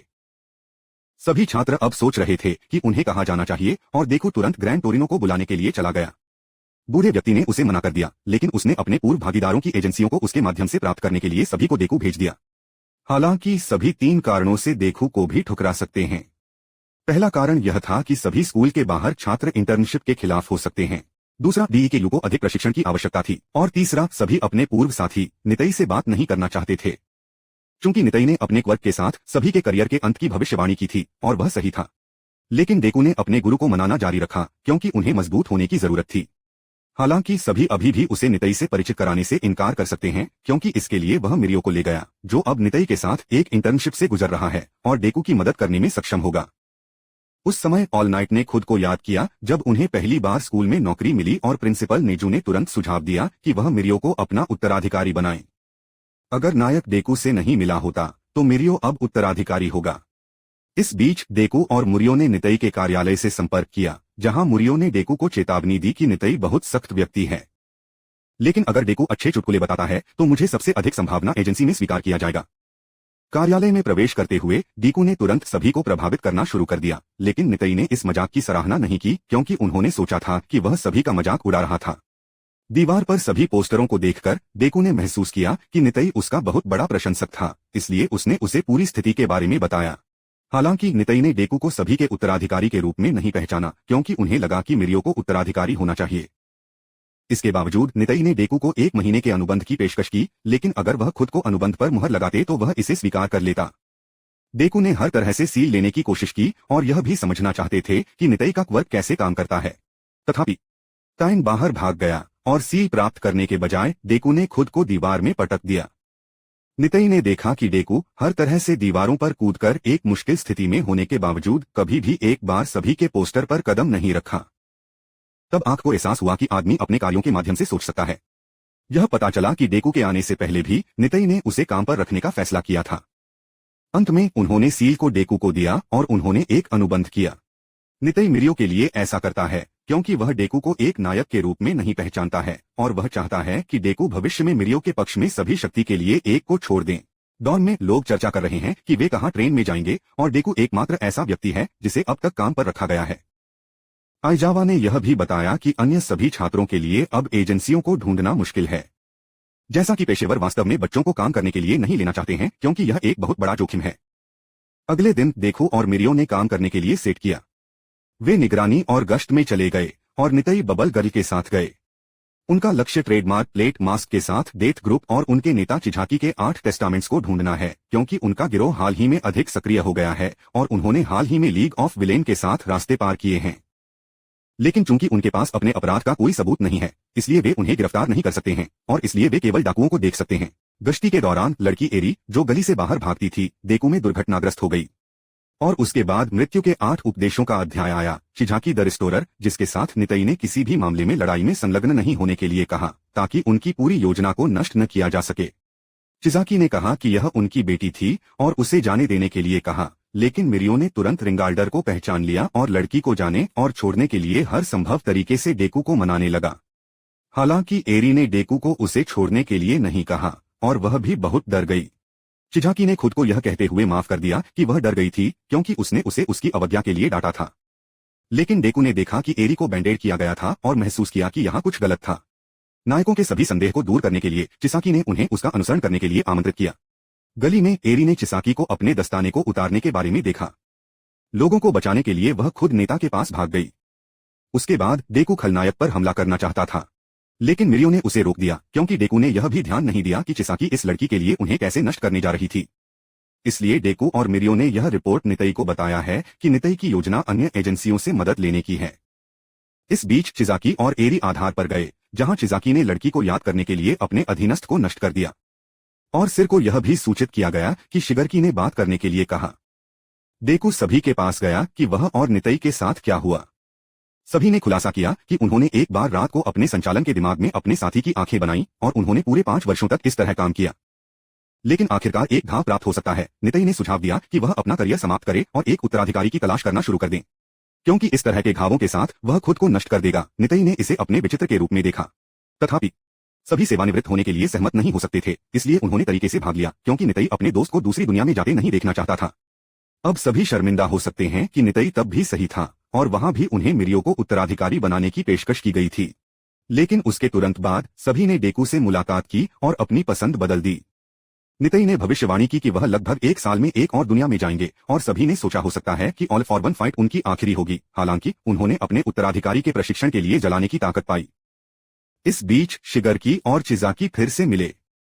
लीग ऑफ विलेन के प्रमुख ने कहा कि अगर वे समान स्थिति के थे तो वह चिझाकी के प्रस्ताव पर विचार करने के लिए तैयार थे। शिगरकी ने भी उन्हें चिझाकी की पूरी योजना बताने के लिए कहा, साथ ही साथ वे किन उद्देश्यों के लिए खलनायक टैग का उपयोग करेंगे। शिगरकी ने अपनी जेब से एक विचित्र कारतूस निकाला और पूछा कि क्या पूरी योजना इसके साथ जुड़ी होगी। चूंकि संपीड़ित होने के बाद वह कुछ समय के लिए अपने विचित्र का उपयोग नहीं कर सका और शिगरकी जानना चाहता है कि यह क्या है। शिजाकी ने जवाब दिया कि वह सिर्फ न्याय बहाल करना चाहता है। उन्होंने कहा कि सभी एक चोरी की क्वर्क को नियंत्रित कर सकते हैं और चिजाकी ने अपनी विधि को थोड़ा बदल दिया और कुछ नया बनाया। इस बीच चूपा, अमजिकी और किरिशिमा ने उन ठगों को गोल कर दिया जिन्होंने लड़ाई शुरू की। अचानक डाकुओं में से एक ने पिलर से अमजिकी में एक लाल गोली चलाई और उसका विचित्र अक्षम हो गया। दूसरी गोली ने किरिशिमा में उड़ान भरी, लेकिन उनकी क्वर्क ने इसे विक्षेपित कर दिया। जबकि चुपा और अमजिकी ने डाकुओं को गोल किया, किरिशिमा दस्यु के साथ पकड़ने के लिए चली गई और उसे एक मृत अंत तक चला दिया। सबसे पहले किरिशिमा ने दस्यु पर थोड़ी कठिनाई के साथ हमला किया, लेकिन खलनायक ने एक पदार्थ के साथ खुद को इंजेक्ट करने के बाद उसका विचित्र 10 गुना बढ़ गया। अब भी किरिशिमा की क्वर्क दस्यु के ब्लेड को डिफ्लेक्ट नहीं कर सकती थी। खलनायक ने यह भी कहा कि जल्द ही नायकों का युग समाप्त हो जाएगा और सभी पर डाकू पर शासन किया जाएगा। तब किरिशिमा एक अविनाशी लाल विद्रोही के एक नए रूप में बदल गई। वह हमलों को पीछे हटाने और यहां तक कि डाकुओं के ब्लेड को तोड़ने में कामयाब रहा। खलनायक यह महसूस करते हुए कि बफ का प्रभाव जल्द ही समाप्त हो जाएगा, भागने लगा, लेकिन बाहर निकलने पर वह अपने क्वर्क के साथ फैट गम द्वारा पकड़ा गया, जो सभी हमलों को अवशोषित करता है और उनकी ऊर्जा जमा करता है। मिशन की समाप्ति के बाद किरिशिमा ने जीर्णोझावच को प्रवर्धित पदार्थों के बारे में सब कुछ बताया। अगली सुबह सभी यू प्रशिक्षु नितई की बैठक में चले गए, जहां विभिन्न एजेंसियों के कई नायक एकत्र किए गए थे। नितई ने तुरंत 8 उपदेशों की जांच के बारे में बात की और नायकों को इस गिरोह के सभी महत्वपूर्ण बिंदुओं को देखने की आवश्यकता है। चूंकि वे बहुत सक्रिय हैं और निश्चित रूप से कुछ निर्दयी कल्पना करते हैं, इसलिए नितई की एजेंसी ने हीरो नेटवर्क के माध्यम से मदद का अनुरोध किया, जिसका उपयोग सभी पेशेवर नायकों द्वारा किया जाता है। उन्होंने 2 पदार्थों के बारे में भी बात की जो अस्थायी रूप से एक विचित्रता को मिटा देते हैं, साथ ही साथ इसके विपरीत अस्थायी रूप से दर्जनों बार एक विचित्रता की शक्ति को बढ़ाते हैं। और चूंकि किरिशिमा इसका विश्लेषण करने के बाद गोली को प्रतिबिंबित करने में सक्षम थी, इसलिए यह ज्ञात हो गया कि गोली के अंदर का पदार्थ मानव द्रव से बनाया गया है और यह अल्फा जीन को प्रभावित करता है। सभी निशान 8 टेस्टामेंट्स की ओर ले जाते हैं। उन्हें पकड़े गए डाकुओं के माध्यम से पता चला जो बिचौलियों के माध्यम से काम करते थे। नितई ने सभी को रिंगाल्डर चिजाकी के बारे में बताया, जो अपनी बेटी के तरल से गोलियां बनाता है। अब नायकों का कार्य लड़की एरी को बचाना है, जिससे इन पदार्थों के उत्पादन को रोकना है। बैठक के बाद ग्रैंड टोरिनो और नीटे ने ऑपरेशन पर चर्चा की और नाई ताई को एहसास हुआ कि बूढ़े व्यक्ति ने उसे डेकू को सभी के साथ सामंजस्य स्थापित करने के लिए भेजा था और उसने यह भी देखा कि कैसे समान और सभी हो सकते हैं। कुछ दिन बीत गए और नितई के तहत प्रोहीरो ने सभी संदिग्ध स्थानों की जांच की, जबकि डेकू और अन्य लोग प्रशिक्षण और इंतजार करना जारी रखते थे। उन्हें भी अन्य छात्रों से इस ऑपरेशन के बारे में बात करने से मना किया गया था। कुछ दिनों बाद देर रात डेकू और अन्य लोगों को एक संदेश मिला जहां उन्हें एक मामले पर बुलाया गया था। इस समय तक नितई और अन्य लोगों ने महसूस किया कि एरी 8 टेस्टामेंट्स के अध्याय की हवेली में था और उन्होंने यह एक गिरोह के सदस्यों में से एक के माध्यम से सीखा, जिनसे नितई मुलाकात हुई जबकि वह एक स्टोर में एक खिलौना खरीद रहा था। नितई ने उस पर एक विचित्रता का इस्तेमाल किया और देखा कि एरी कहाँ थी। इस बीच 8 टेस्टामेंट्स हवेली में किसी ने डाकुओं को सूचित किया कि नायक हवेली पर हमला करने जा रहे थे। चिजाकी ने लोगों को योजना के अनुसार काम करने का आदेश दिया और वह अपने पिता को देखने के लिए चला गया, जो एक कोमा में था, जिसमें चिजाकी ने खुद उसे भेजा था। ऑपरेशन 8 बजे से शुरू हुआ। नितई की भविष्यवाणी के अनुसार आर्यू का रास्ता जहां एरी स्थित है, सभी के लिए जाना जाता है। इसके अलावा नायकों को डाकुओं और उनके क्वर्क्स के बारे में सभी जानकारी दी गई थी। डेकू ने देखा कि ग्रैंड टोरिनो नायकों में से नहीं थे, जिस पर नितई ने जवाब दिया कि वह चुकाउची के साथ अन्य महत्वपूर्ण व्यवसाय में व्यस्त थे, जिन्होंने खलनायक के नेतृत्व के बारे में कुछ सीखा था। सुबह 8:30 पर नायक पहले से ही हवेली के पास थे। इस समय के दौरान चिसाकी ने क्रोनो और एरी के साथ भूमिगत मार्गों द्वारा हवेली को छोड़ना शुरू कर दिया। जब नायक टूटने वाले थे तो रिकिया ने गेट से बाहर उड़ान भरी। ड्रैगन रयुको ने उसके साथ लड़ना शुरू कर दिया और बाकी नायकों और पुलिस ने हवेली के अंदर चले गए। रास्ते में गिरोह के सदस्यों को पकड़ लिया। नायक इमारत के नीचे एक गुप्त मार्ग पर पहुंच गए और नितई ने डाकुओं की स्मृति से मार्ग खोला। चुलबुली लड़की और सेंटीपीड ने डाकुओं की पहली लहर को संभाला। अचानक एक नकल दिखाई दी जो मिमिक्री की अपनी विचित्रता की मदद से निर्जीव वस्तुओं में प्रवेश और नियंत्रण कर सकता है। हालांकि मिरियो ने समय बर्बाद नहीं करने का फैसला किया और अपने विचित्र की मदद से एरी के रास्ते पर जारी रखा और निमिक ने हर किसी को नीचे फर्श पर फेंक दिया, जहां 3 डाकू उन लोगों की प्रतीक्षा कर रहे थे जिन पर अमचिकी ने हमला करने का फैसला किया था। उन्होंने बड़ी कठिनाई के साथ डाकुओं को अपने विचित्र का उपयोग करके नष्ट कर दिया और हर चीज में बदल दिया जो उसने खाया। हालांकि अपनी चोटों के कारण वह मुश्किल से अपने पैरों पर खड़ा हो सकता था। उसके बाद मिमिक ने आइजावा पर हमला करने का फैसला किया, क्योंकि वह एकमात्र ऐसा व्यक्ति है जो उसे हरा सकता है अगर वह अपने असली शरीर को देखता है। हालांकि फैट गम और किरिशिमा ने अपने शरीर के साथ आइजावा की रक्षा की। फिर मिमिक ने उन्हें एक कमरे में फेंक दिया जहां रैप की उग्र मुट्ठी और हकीजी तेंगई, जो सुरक्षात्मक बाधाएं बना सकते हैं, वे थे। रप्पा ने नायकों पर अपने वार के साथ उन्मत्त बल के साथ हमला करना शुरू कर दिया, यहां तक कि लाल रंबल फॉर्म भी इन वार्स का सामना नहीं कर सकता था। नतीजतन किरिशिमा को अपने हाथों पर गंभीर चोटें आईं। यह महसूस करते हुए जीर्णोच्वाच ने सभी धमाकों को खुद पर ले जाना शुरू कर दिया। यह पता चला कि रैपिड ने नायकों को नष्ट करने के लक्ष्य का पीछा नहीं किया, वह उनसे लड़ना चाहता था। इसलिए उसने तेंगेई से कहा कि वह उस पर अपनी ढालें न डालें। जैसा कि किरिशिमा ने खुद से संघर्ष किया और दर्द को सहन किया, चुपिप ने हिट लेना जारी रखा और ऊर्जा का निर्माण किया। अपनी योजना के अनुसार वह सभी संचित ऊर्जा के साथ खलनायक पर हमला करना चाहता है। हालांकि फैट चू के पास अपनी सारी ताकत तैयार करने का समय नहीं था और अचानक किरिशिमा अपने बचाव में आई, जो ऊपर उठी और मजबूत हो गई। और प्राप्त समय के लिए धन्यवाद। फैट चू ने सभी संचित ऊर्जा को तैयार किया और खलनायक को एक झटका के साथ दीवार में पटक दिया, जिसके कारण फैट चू ने अपने वजन का लगभग 60% खो दिया। हालांकि एक शक्तिशाली झटका के बाद रप्पा अपने पैरों पर जाने में कामयाब रहे, इसलिए यह लड़ाई का अंत नहीं है। लेकिन लोगों को अब उससे लड़ने की ताकत नहीं थी और अचानक रप्पा ने प्राथमिक चिकित्सा पोस्ट में जाने की सलाह दी, जहां किरिशिमा का इलाज किया जा सकता था। तेंगई ने रप्पा को एक राक्षस बेवकूफ कहा, जिससे वह जमीन पर सपाट हो गया। रप्पा ने भविष्य में लोगों के साथ लड़ाई जारी रखने के लिए यह सब किया। फैट चू ने किरिशिमा को बंद कर दिया। उसने तेंगई को बांध दिया और रप्पा के हाथ घायल हो गए। रप्पा ने यह भी पर्ची दी कि चिसुके दुनिया भर के पदार्थ को वितरित करना शुरू करने जा रहे थे और इसके लिए उसे पैसे की जरूरत थी। इस बीच मिमिक ने महसूस किया कि उसका शौकीन जल्द ही समाप्त हो जाएगा और उसने एक ही समय में सभी नायकों पर हमला करने का फैसला किया। हालांकि नर्तक केन ताकगी, जिसे रॉक लॉक के रूप में भी जाना जाता है, बचाव में आया और नायकों के पास दीवारों की गति को अवरुद्ध करने के लिए अपने लॉकिंग क्विक का इस्तेमाल किया। मिमिक ने नायकों को दीवारों के साथ आपस में विभाजित करके जवाब दिया।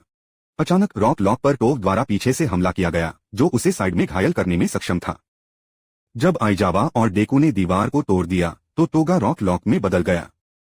हालांकि आइजावा ने महसूस किया कि यह एक जाल था और टोगा की क्वर्क को बंद कर दिया। फिर वह तुरंत डेकू पर हमला करने लगी, लेकिन आइजावा ने उसे अपने रिबन के साथ मोड़ने में कामयाबी हासिल की। हालांकि उसने अपने कंधे को घायल कर लिया और फिर कूद गया और निमिक ने उसे एक दीवार से ढक दिया। इस बीच 2 बार और उनके निर्मित क्लोन रप्पा, नितई और अन्य के रास्ते में खड़े थे। लेकिन नितेय एक जोड़े के साथ किसी भी समस्या के बिना अपने क्लोन में 2 बार धराशायी हो गया और एक सील के साथ अपने मुखौटे को भी फाड़ दिया। मिमिक फिर एक दीवार के साथ 2 बार अलग हो गया, जहां वह फटे हुए मुखौटे के कारण हिस्टेरिकल हो गया। लेकिन टोगा दिखाई दिया और खुले हिस्से को लुढ़का दिया। यह पता चला कि शिगरकी और चिजाकी के बीच बातचीत के दौरान 8 उपदेशों के नेता शिगरकी की योजना को जानना चाहते थे। कुछ दिन पहले लीग ऑफ विलेन मुख्यालय में शिगरकी ने अपने खलनायक को सूचित किया कि उनका लक्ष्य वाचाओं में शामिल होना था, क्योंकि उनकी योजना लीग के लिए फायदेमंद थी। लेकिन शिगरकी का व्यवहार खलनायक के लिए समझ से बाहर हो गया।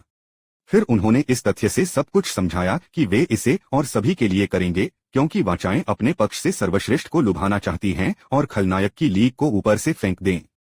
इसलिए तोवा और 2 बार का कार्य वाचाओं के गले के करीब जाना और हंगामा करना है। इस संबंध में टोल्गा और 2 बार मिमिक से पेशाब करने लगे और वे सफल हुए। मिमिक बरसक चला गया और गलियारों को बदलना शुरू कर दिया, जिससे खलनायक और नायकों को निचले मंजिलों में फेंक दिया गया ताकि उन्हें वहां भर सके। जबकि मिमिक एक उन्माद में था, डेकू ने एक चीख सुनकर महसूस किया कि उसका शरीर कहाँ है, इसलिए उसने उस पर हमला किया। असली नकल को देखकर आइजावा ने अपना विचित्र बंद कर दिया। इस बीच मिरियो ने शिजाकी को पछाड़ दिया, लेकिन डेडोरो दिखाई दिया, जो अपने विचित्रता के साथ लोगों को अपना संतुलन खो देता है, और शिन, जिसने अपनी स्वीकारोक्ति को फेंक दिया। मिरियो के विचित्रता के बारे में सब कुछ पता चला और उस पर हमला करने लगा। हालांकि मिरियो ने आसानी से खलनायक से निपटा और चिजाकी की ओर बढ़ गया। सबसे पहले उसने नेता पर हमला किया, लेकिन उसने चकमा दिया। फिर उसने क्रोनो पर हमला करने का फैसला किया और इस तरह एरी को मुक्त कर दिया, जिसने तुरंत मिरियो को छोड़ने के लिए कहा क्योंकि चिजाकी उसे नष्ट कर सकती थी। हालांकि मिरियो को वापस करने का इरादा नहीं है और चिजाकी अपनी बेटी को चोट पहुंचाने से डरता नहीं है, क्योंकि वह किसी भी समय उसे बहाल कर सकता है। फिर चिजाकी ने सभी मार्ग को अवरुद्ध कर दिया ताकि मिरियो एरी के साथ बाहर न निकल सके। क्रोनो अपने होश में आया और मिरियो पर हमला करना शुरू कर दिया। हालांकि मिरियो ने पहली बार रेस्टोरर और फिर क्रोनो को मारा। शिन अपने होश में आया, लेकिन क्योंकि चिजाकी ने उसे एक संशोधित कारतूस फेंक दिया जो स्थायी रूप से क्वर्क को निष्क्रिय कर देता है, शिन ने तुरंत संकेत लिया और एरी पर हमला किया ताकि मिरियो अपने शरीर से उसकी रक्षा करे। चूंकि मिरियो खुद अपने विचित्र के कारण हिट नहीं किया जा सकता था, मिरियो अपने विचित्रता की कीमत पर लड़की को बचाने में कामयाब रहा। हालांकि मिरियो ने हार नहीं मानी और उसने चिजाकी को विचलित करने के लिए क्रोनो पर हमला किया और फिर उसे हाथ में मुक्का मारा। चूंकि मिरियो के पास सबसे अधिक भौतिक रूप है, यहाँ तक कि एक विचित्रता के बिना भी वह युजाकी को अपमानित करता रहा और अपने हमलों को चकमा दे रहा था, लेकिन वह अभी भी कुछ धमाकों से चूक गया। अचानक डेकू, आइजावा और नितई दीवार से दिखाई दिए। डेकू ने तुरंत एक झटका के साथ पुनर्स्थापना करने वाले को वापस खटखटाया। आइजावा ने अपने विचित्रता को निष्क्रिय कर दिया और नितई मुरियो और एरी के पास गया। डेकू और आइजावा ने चिजाकी को नष्ट करने का फैसला किया, लेकिन कोरोना अचानक सक्रिय हो गए और अपने विचित्र के साथ आइजावा के हाथ को घायल कर दिया। उनका विचित्र समय फैलाव है और जो कोई भी अपने तीर को छूता है समय बहुत धीरे धीरे गुजरने लगता है। उस समय जब मिरियो ने क्रोमो को चिझाकी में फेंक दिया, उसने उसे पुनर्जीवित किया और चूंकि चौंकाने वाले आइजावा ने अपनी आंखें बंद कर लीं, शिजाकी की विचित्रता उसके पास लौट आई और उसने तुरंत सभी पर हमला किया। फिर उसने शिन को उसके पास खींच लिया और उसे खा लिया, जबकि यह स्वीकार करते हुए कि मुरियो मजबूत था। तथापि नायक के सभी प्रयास व्यर्थ थे, क्योंकि वह अब एक विचित्रता के बिना एक नायक है। नतीजतन शिजाकी ने एक आदर्श रूप लिया और नितिस और लोगों पर हमला करने का फैसला किया, लेकिन वे डेकू द्वारा संरक्षित थे। तब नितई ने डेकू से मुरियो और एरी की देखभाल करने के लिए कहा, जबकि वह खुद शिजाकी से लड़ने लगा। नितई ने कुछ सेकंड के लिए शिजाकी के कार्यों को पढ़ने के लिए अपने विचित्र का इस्तेमाल किया। इस बीच कोरोना ने आइजावा को वेटिंग रूम में नीचे ले जाया। यह पता चला कि उन्हें आइजावा को जीवित करने की आवश्यकता थी, क्योंकि उनकी विचित्रता आईआरआई के क्वर्क का अध्ययन करने के लिए वैचारिक आधार थी। डेकू ने दीवार को तोड़ दिया और मिरियो और एरी को भूमिगत सुरंग से बाहर ले जाने लगा। चिसाकी ने नितई को नष्ट करने में कामयाबी हासिल की, क्योंकि उसने जानबूझकर अपनी क्वर्क को बंद कर दिया। इस संबंध में डेकू ने एरी और मिरियो को छोड़ दिया, जो मुश्किल से अपने पैरों पर था, और उसने अपनी सारी ताकत को खुद में केंद्रित किया ताकि चिसाकी के पास ठीक होने का समय न हो। हालांकि चिसाकी चकमा देने में सक्षम था और डेकू ने केवल अपनी दाहिनी बाहों को घायल कर दिया, जिसे उसने बाद में बरामद किया और बदले में अपने हाथ और पैर को घायल कर दिया। चिसाकी ने एरी से बात करने के लिए शिन के अवशोषित क्वर्क का इस्तेमाल किया। उसने उससे कहा कि अगर वह उसके पास नहीं लौटती तो कोई भी उसे जीवित नहीं छोड़ता, और अगर वह आया तो वह सब कुछ वापस कर देगा जैसा कि यह था। लेकिन डेकू ने हस्तक्षेप किया, जो शर्तों से संतुष्ट नहीं था, और वह एरी और अन्य को बचाने का इरादा रखता है। इस बीच सतह पर खलनायक रिकिया पर कब्जा करने के बाद एक पूर्व इंजेक्शन वाला पदार्थ उस पर कार्रवाई करना शुरू कर देता है और वह 10 गुना मजबूत हो जाता है। रयुको और एजीर तुरंत उससे लड़ना शुरू कर देते हैं। हालांकि लाभ के कारण खलनायक अपने आसपास के लोगों की ऊर्जा को अवशोषित करना शुरू कर देता है। अप्रत्याशित रूप से डेकू पहुंचे, जो मदद के लिए आए, यह कहते हुए कि उनका लक्ष्य कोने के आसपास था। इस संबंध में उर्राकू रिकी को एक भारहीन बनाता है और अशुई ने अपनी जीभ के साथ खलनायक को उठाया, जबकि रिको उसे पकड़ता है और नेड़गर खलनायक को अपनी ऊर्जा सर्पिलों के साथ जमीन में छापता है, जिसके कारण वे डेकू और लोगों के ठीक ऊपर छत के माध्यम से टूट जाते हैं। यह पता चला कि डेकू की आड़ में तोवा था। उसने नायकों को उस जगह पर लुभाया जहां एरी है, लेकिन वे खुद को संपीड़ित और उसके विचित्र की एक प्रति की मदद से जमीन से बाहर निकाल गए। अब वे संपीड़ित की एक प्रति की मदद से एरी को फिर से पकड़ने की योजना बना रहे हैं, इसलिए उन्होंने कॉपी को नीचे भेज दिया। पुनर्स्थापना और नायकों ने तुरंत संपीड़ित किया। शिजाकी ने तब जमीन को उठाना शुरू कर दिया ताकि न तो डेकू और न ही संकुचित एरी तक पहुंच सके। हालांकि डेकू ने अपनी पूरी शक्ति को चालू कर दिया और एरी की ओर कूद गए, जिन्होंने पीली बिजली का उत्सर्जन करना शुरू कर दिया। चूंकि यह महसूस करते हुए कि लोग हार नहीं मानेंगे, उसने उन्हें खुद को बचाने में मदद करने का फैसला किया। यह पता चला है कि उसका विचित्र समय का उलट है, इसलिए उसने तुरंत चिजाकी को अपने सामान्य रूप में वापस ले लिया और डेकू की ओर कूद गया। डेकू ने उसे पकड़ लिया, लेकिन चिजाकी ने तुरंत उन पर हमला करना शुरू कर दिया और यह महसूस करते हुए कि वे चकमा नहीं दे सकते, डेकू ने एक झटका दिया जिसके कारण वह अपने आसपास की हर चीज को नष्ट कर दे। तब डेकू को एहसास हुआ कि उसने अपने विचित्र का 100% का इस्तेमाल किया, लेकिन उसके अंग इससे नहीं टूटे और उसने महसूस किया कि यह एरी थी जिसने उसकी मदद की। शिजाकी ने गुस्सा किया और रिकिया को खा लिया और एक विशाल बहुशस्त्र राक्षस में बदल गया। वह छेद से बाहर चढ़ गया और कहा कि एरी अपने विचित्रता को नियंत्रित नहीं कर सकता है, और डेकू भाग्यशाली था कि उसने अपने किक के दौरान अपने विचित्र का इस्तेमाल किया। यदि डेकू उसे पकड़ना जारी रखता है तो वह बंदरों के समय के लिए अपना समय वापस ले जाएगी और एरी को नहीं पता कि कैसे रुकना है, तो केवल पुनर्स्थापनाकर्ता उसे रोक सकता है। डेकू के पास एक अंतर्दृष्टि थी कि अगर ईआरआई समय वापस कर सकता है तो उसने अपनी शक्ति का उपयोग पूरी तरह से करने का फैसला किया और एक शक्तिशाली झटका के साथ चिजाकी को उड़ान भरने के लिए भेजा। चिजाकी को अपने पिता के साथ अतीत से क्षणों को याद किया। उन्होंने अपने पिता को सुझाव दिया कि वह उन्हें 2 पदार्थों को वितरित करने की अनुमति दें जो क्वर्क्स को दूर ले जाते हैं और जो उन्हें बढ़ाता है। सबसे पहले वह एक परीक्षण संस्करण चलाने और फिर तैयार उत्पाद को जारी करने की योजना बना रहा है, जिसे वे बहुत सारे पैसे के लिए बेचेंगे। वे एंटीडोट को बेचने में भी सक्षम होंगे और इस तरह वे दुनिया को पूरी तरह से नियंत्रित करने में सक्षम होंगे। चूंकि वे क्वर्क्स को हटाने या बहाल करने में सक्षम होंगे, इसलिए उस समय दुनिया को वापस करना संभव होगा जब कोई क्वर्क्स नहीं था। और इस सब की कुंजी एरी का तरल है। हालांकि उनके पिता ने चिजाकी को ऐसा करने की अनुमति नहीं दी, क्योंकि आईआरआई एक जीवित व्यक्ति है, न कि एक वस्तु।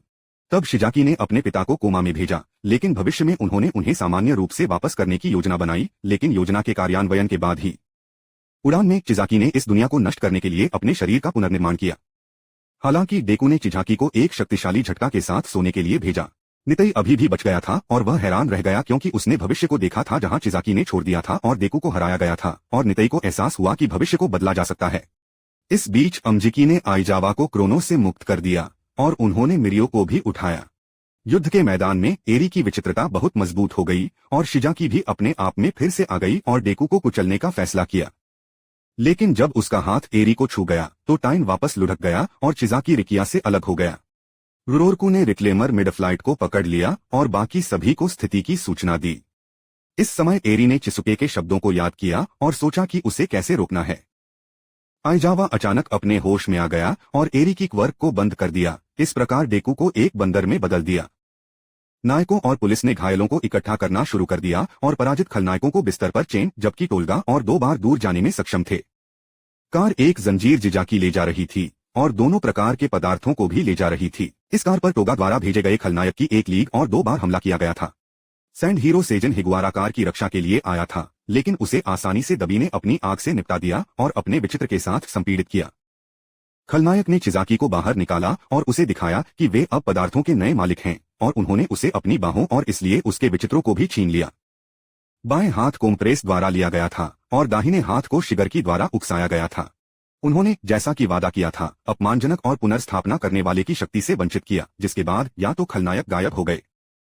इस बीच सभी घायल नायकों को अस्पताल ले जाया गया और डेकू बिल्कुल भी घायल नहीं हुए। आइजावा ने डेकू का नेतृत्व सभी और नितई के लिए किया। यह पता चला कि नितई को एक हीलिंग दादी की मदद से भी बहाल नहीं किया जा सकता है। इस संबंध में नितई ने सभी को बताया कि वह सिर्फ भविष्य को बदलना चाहता था और अपनी मूर्ति को बचाना चाहता था। नितई को आज भी एहसास हुआ कि ऊर्जा भविष्य को बदल देती है। कई नायक उदाहरण से यह साबित करते हैं। इसके अलावा एक बैंडेड मिरियो है जो नहीं चाहता कि नितई दूसरी दुनिया में जाए, क्योंकि मिरियो अपने प्रशिक्षण के लिए बहुत मजबूत धन्यवाद हो गया है। नितई ने अपने विचित्रता का उपयोग करते हुए देखा कि मिरिया अच्छा प्रदर्शन करेगी और एक अद्वितीय नायक बन जाएगी, और उसने उसे अपने भविष्य को बदलने की कोशिश नहीं करने के लिए कहा। उसके बाद हर कोई रोने लगा और नाइटी दूसरी दुनिया में चला गया। बाकुगो और टोडोरोकी अपने लाइसेंस को वापस लेने के रास्ते में मीका और सभी से मिले, जो कि आइजावा के बजाय उनके साथ होंगे, जो अब मिरियो की देखभाल कर रहे हैं। जाने से पहले ग्रैंड टोरिनो ने सभी को सूचित किया कि उन्हें पता चला है कि कुरोजरी कहाँ है, इसलिए उन्होंने उसे घुमाया। लेकिन कहीं से भी किसी के सबसे वफादार अधीनस्थों के लिए मॉन्स्टर विलेन गिगेंटोमाची दिखाई दिया। उन्होंने नायकों और पुलिस पर हमला किया और ग्रैंड टोरिनो मुश्किल से कुरोचिरी और शिकोपची के साथ वहां से बाहर उड़ने में कामयाब रहे।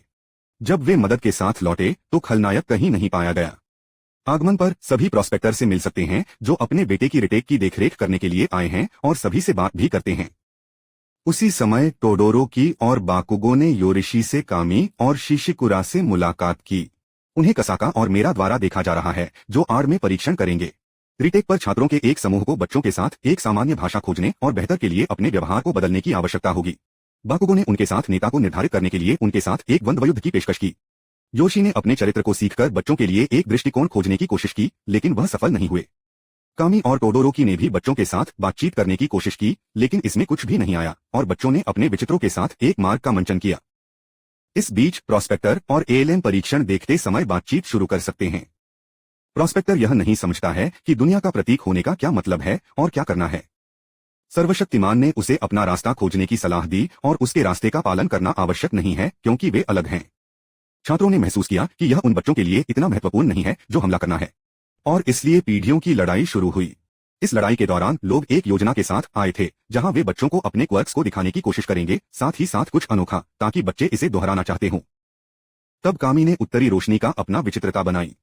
टोडोरोकी ने सभी बच्चों के उपकरणों को उकसाया और उग्र रोशनी के साथ एक बर्फ स्लाइड बनाई, और योरिशी ने अपनी हवा के साथ खुश किया, और यहां तक कि बाकुगो नेता आदमी को प्रेरित करने में सक्षम था।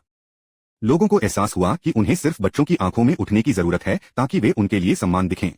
तब कासक्का ने स्वीकार किया कि लोगों ने यह परीक्षा उत्तीर्ण की। यह इस प्रदर्शन के कारण भी था कि प्रोस्पेक्टर ने महसूस किया कि एक प्रतीक होना एक संक्रामक उदाहरण है।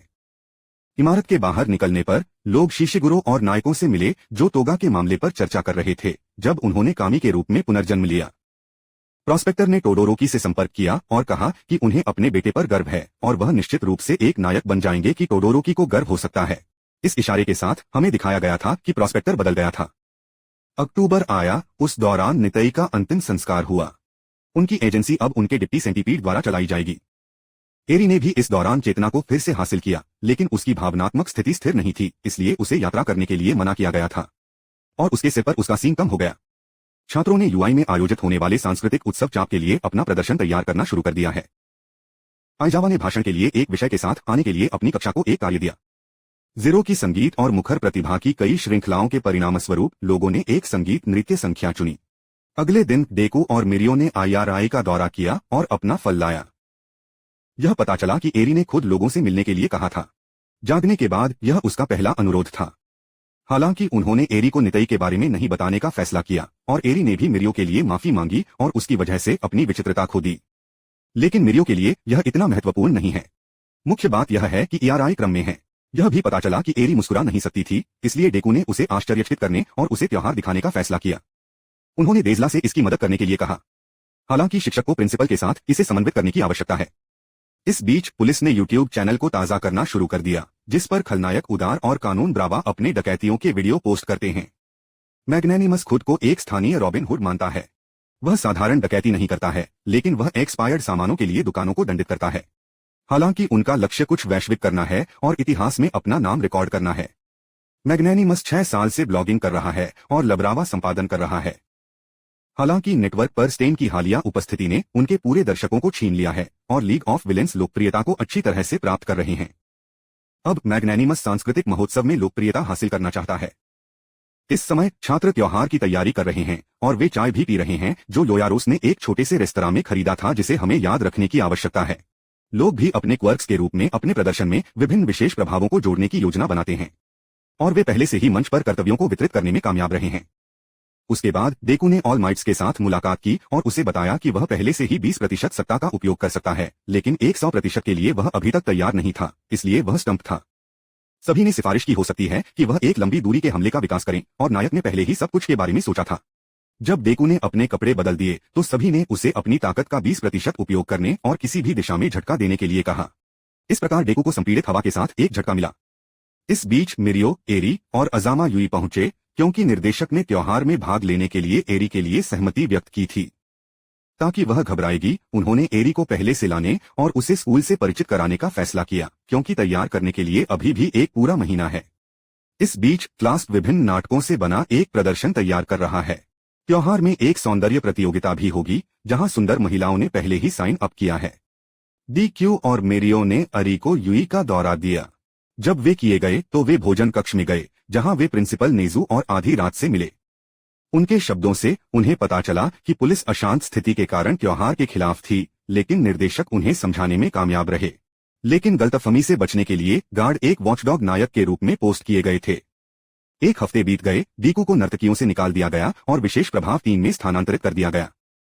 और सुबह में वह भी सभी के साथ प्रशिक्षित करता रहा।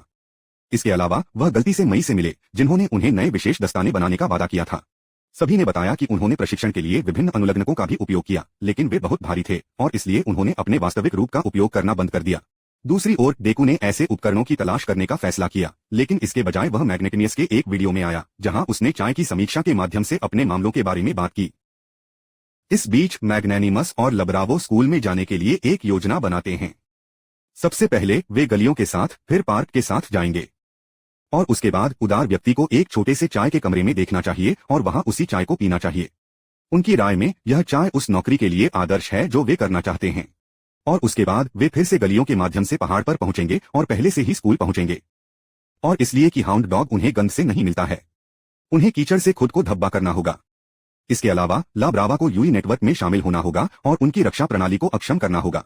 त्योहार शुरू होने से एक दिन पहले लोग एक ड्रेस रिहर्सल रखते हैं, जहां चेक के दौरान यह पता चला कि जिस रस्सी पर डेक लटकाएगा वह एमा को लटकाएगा, और चूंकि यारोजू पहले से ही सो रहा है, इसलिए डेकू को एक नई रस्सी के लिए सुबह में स्टोर पर जाना होगा। स्टोर अपने आप में उस स्थान के पास स्थित है जहां उदार और लबरावा में चाय होगी। अगले दिन 36 पर डेकू सभी के साथ प्रशिक्षित करने के लिए जाता है। माई भी आता है और अपने नए रंग के दस्ताने डेकू को सौंपता है और पहले से ही उनकी कोशिश की। डेकू रस्सी पाने के लिए 750 में स्टोर में जाता है और जब डेकू अपनी खरीद के साथ लौटता है तो वह भेस में कोमल और लबरावा पर ठोकर खाता है, जो सिर्फ चाय के कमरे को छोड़ रहे थे जहां उन्होंने उसी चाय को पिया। चाय के नाम को सुनने के बाद डेकू ने याद किया कि यह योयोरोजू था जिसने इसे उनके लिए तैयार किया था। बदले में द मैग्लाइनिमस डेकू के विचारों को सुनकर यह पता लगाने का फैसला किया कि वह इस शांत चाय के बारे में कैसे जानता था। डेकू ने जवाब दिया कि उसने एक दोस्त की कोशिश की थी। इस बातचीत से उदार ने महसूस किया कि डेकू यूई से था और डेकू ने वीडियो से उदार की आवाज को मान्यता दी। तब डेकू ने खलनायक को यूई तक जाने और त्योहार को बाधित करने से रोकने का फैसला किया। तब मैग्नीमस और लब्रावा ने एक कैमरा निकाला और फिल्म बनाना शुरू कर दिया। यह पता चला कि मैग्नेटिकस का विचित्र सब कुछ लोचदार भी हवा बना सकता है। फिर उसने डेकू को अपने विचित्र के साथ दूर धकेल दिया और वे यूई की ओर भाग गए। हालांकि डेकू उनके पीछे चला गया। यह भी पता चला कि लब्रावा ने डेकू को एक खेल उत्सव में उसे देखने से मान्यता दी। डेकू ने खलनायक पर एक लंबी दूरी के हमले का इस्तेमाल किया जिससे उन्हें इमारत में पटक दिया गया। डेकू में देरी करने के लिए मैग्नीमस ने उस पर एक स्टील बीम फेंक दिया और अपने विचित्र का उपयोग करते हुए वह आग की ओर उड़ गया। डेकू यह महसूस करते हुए कि अगर खलनायक की खोज की जाती है और सिग्नल लगता है तो त्योहार रद्द कर दिया जाएगा।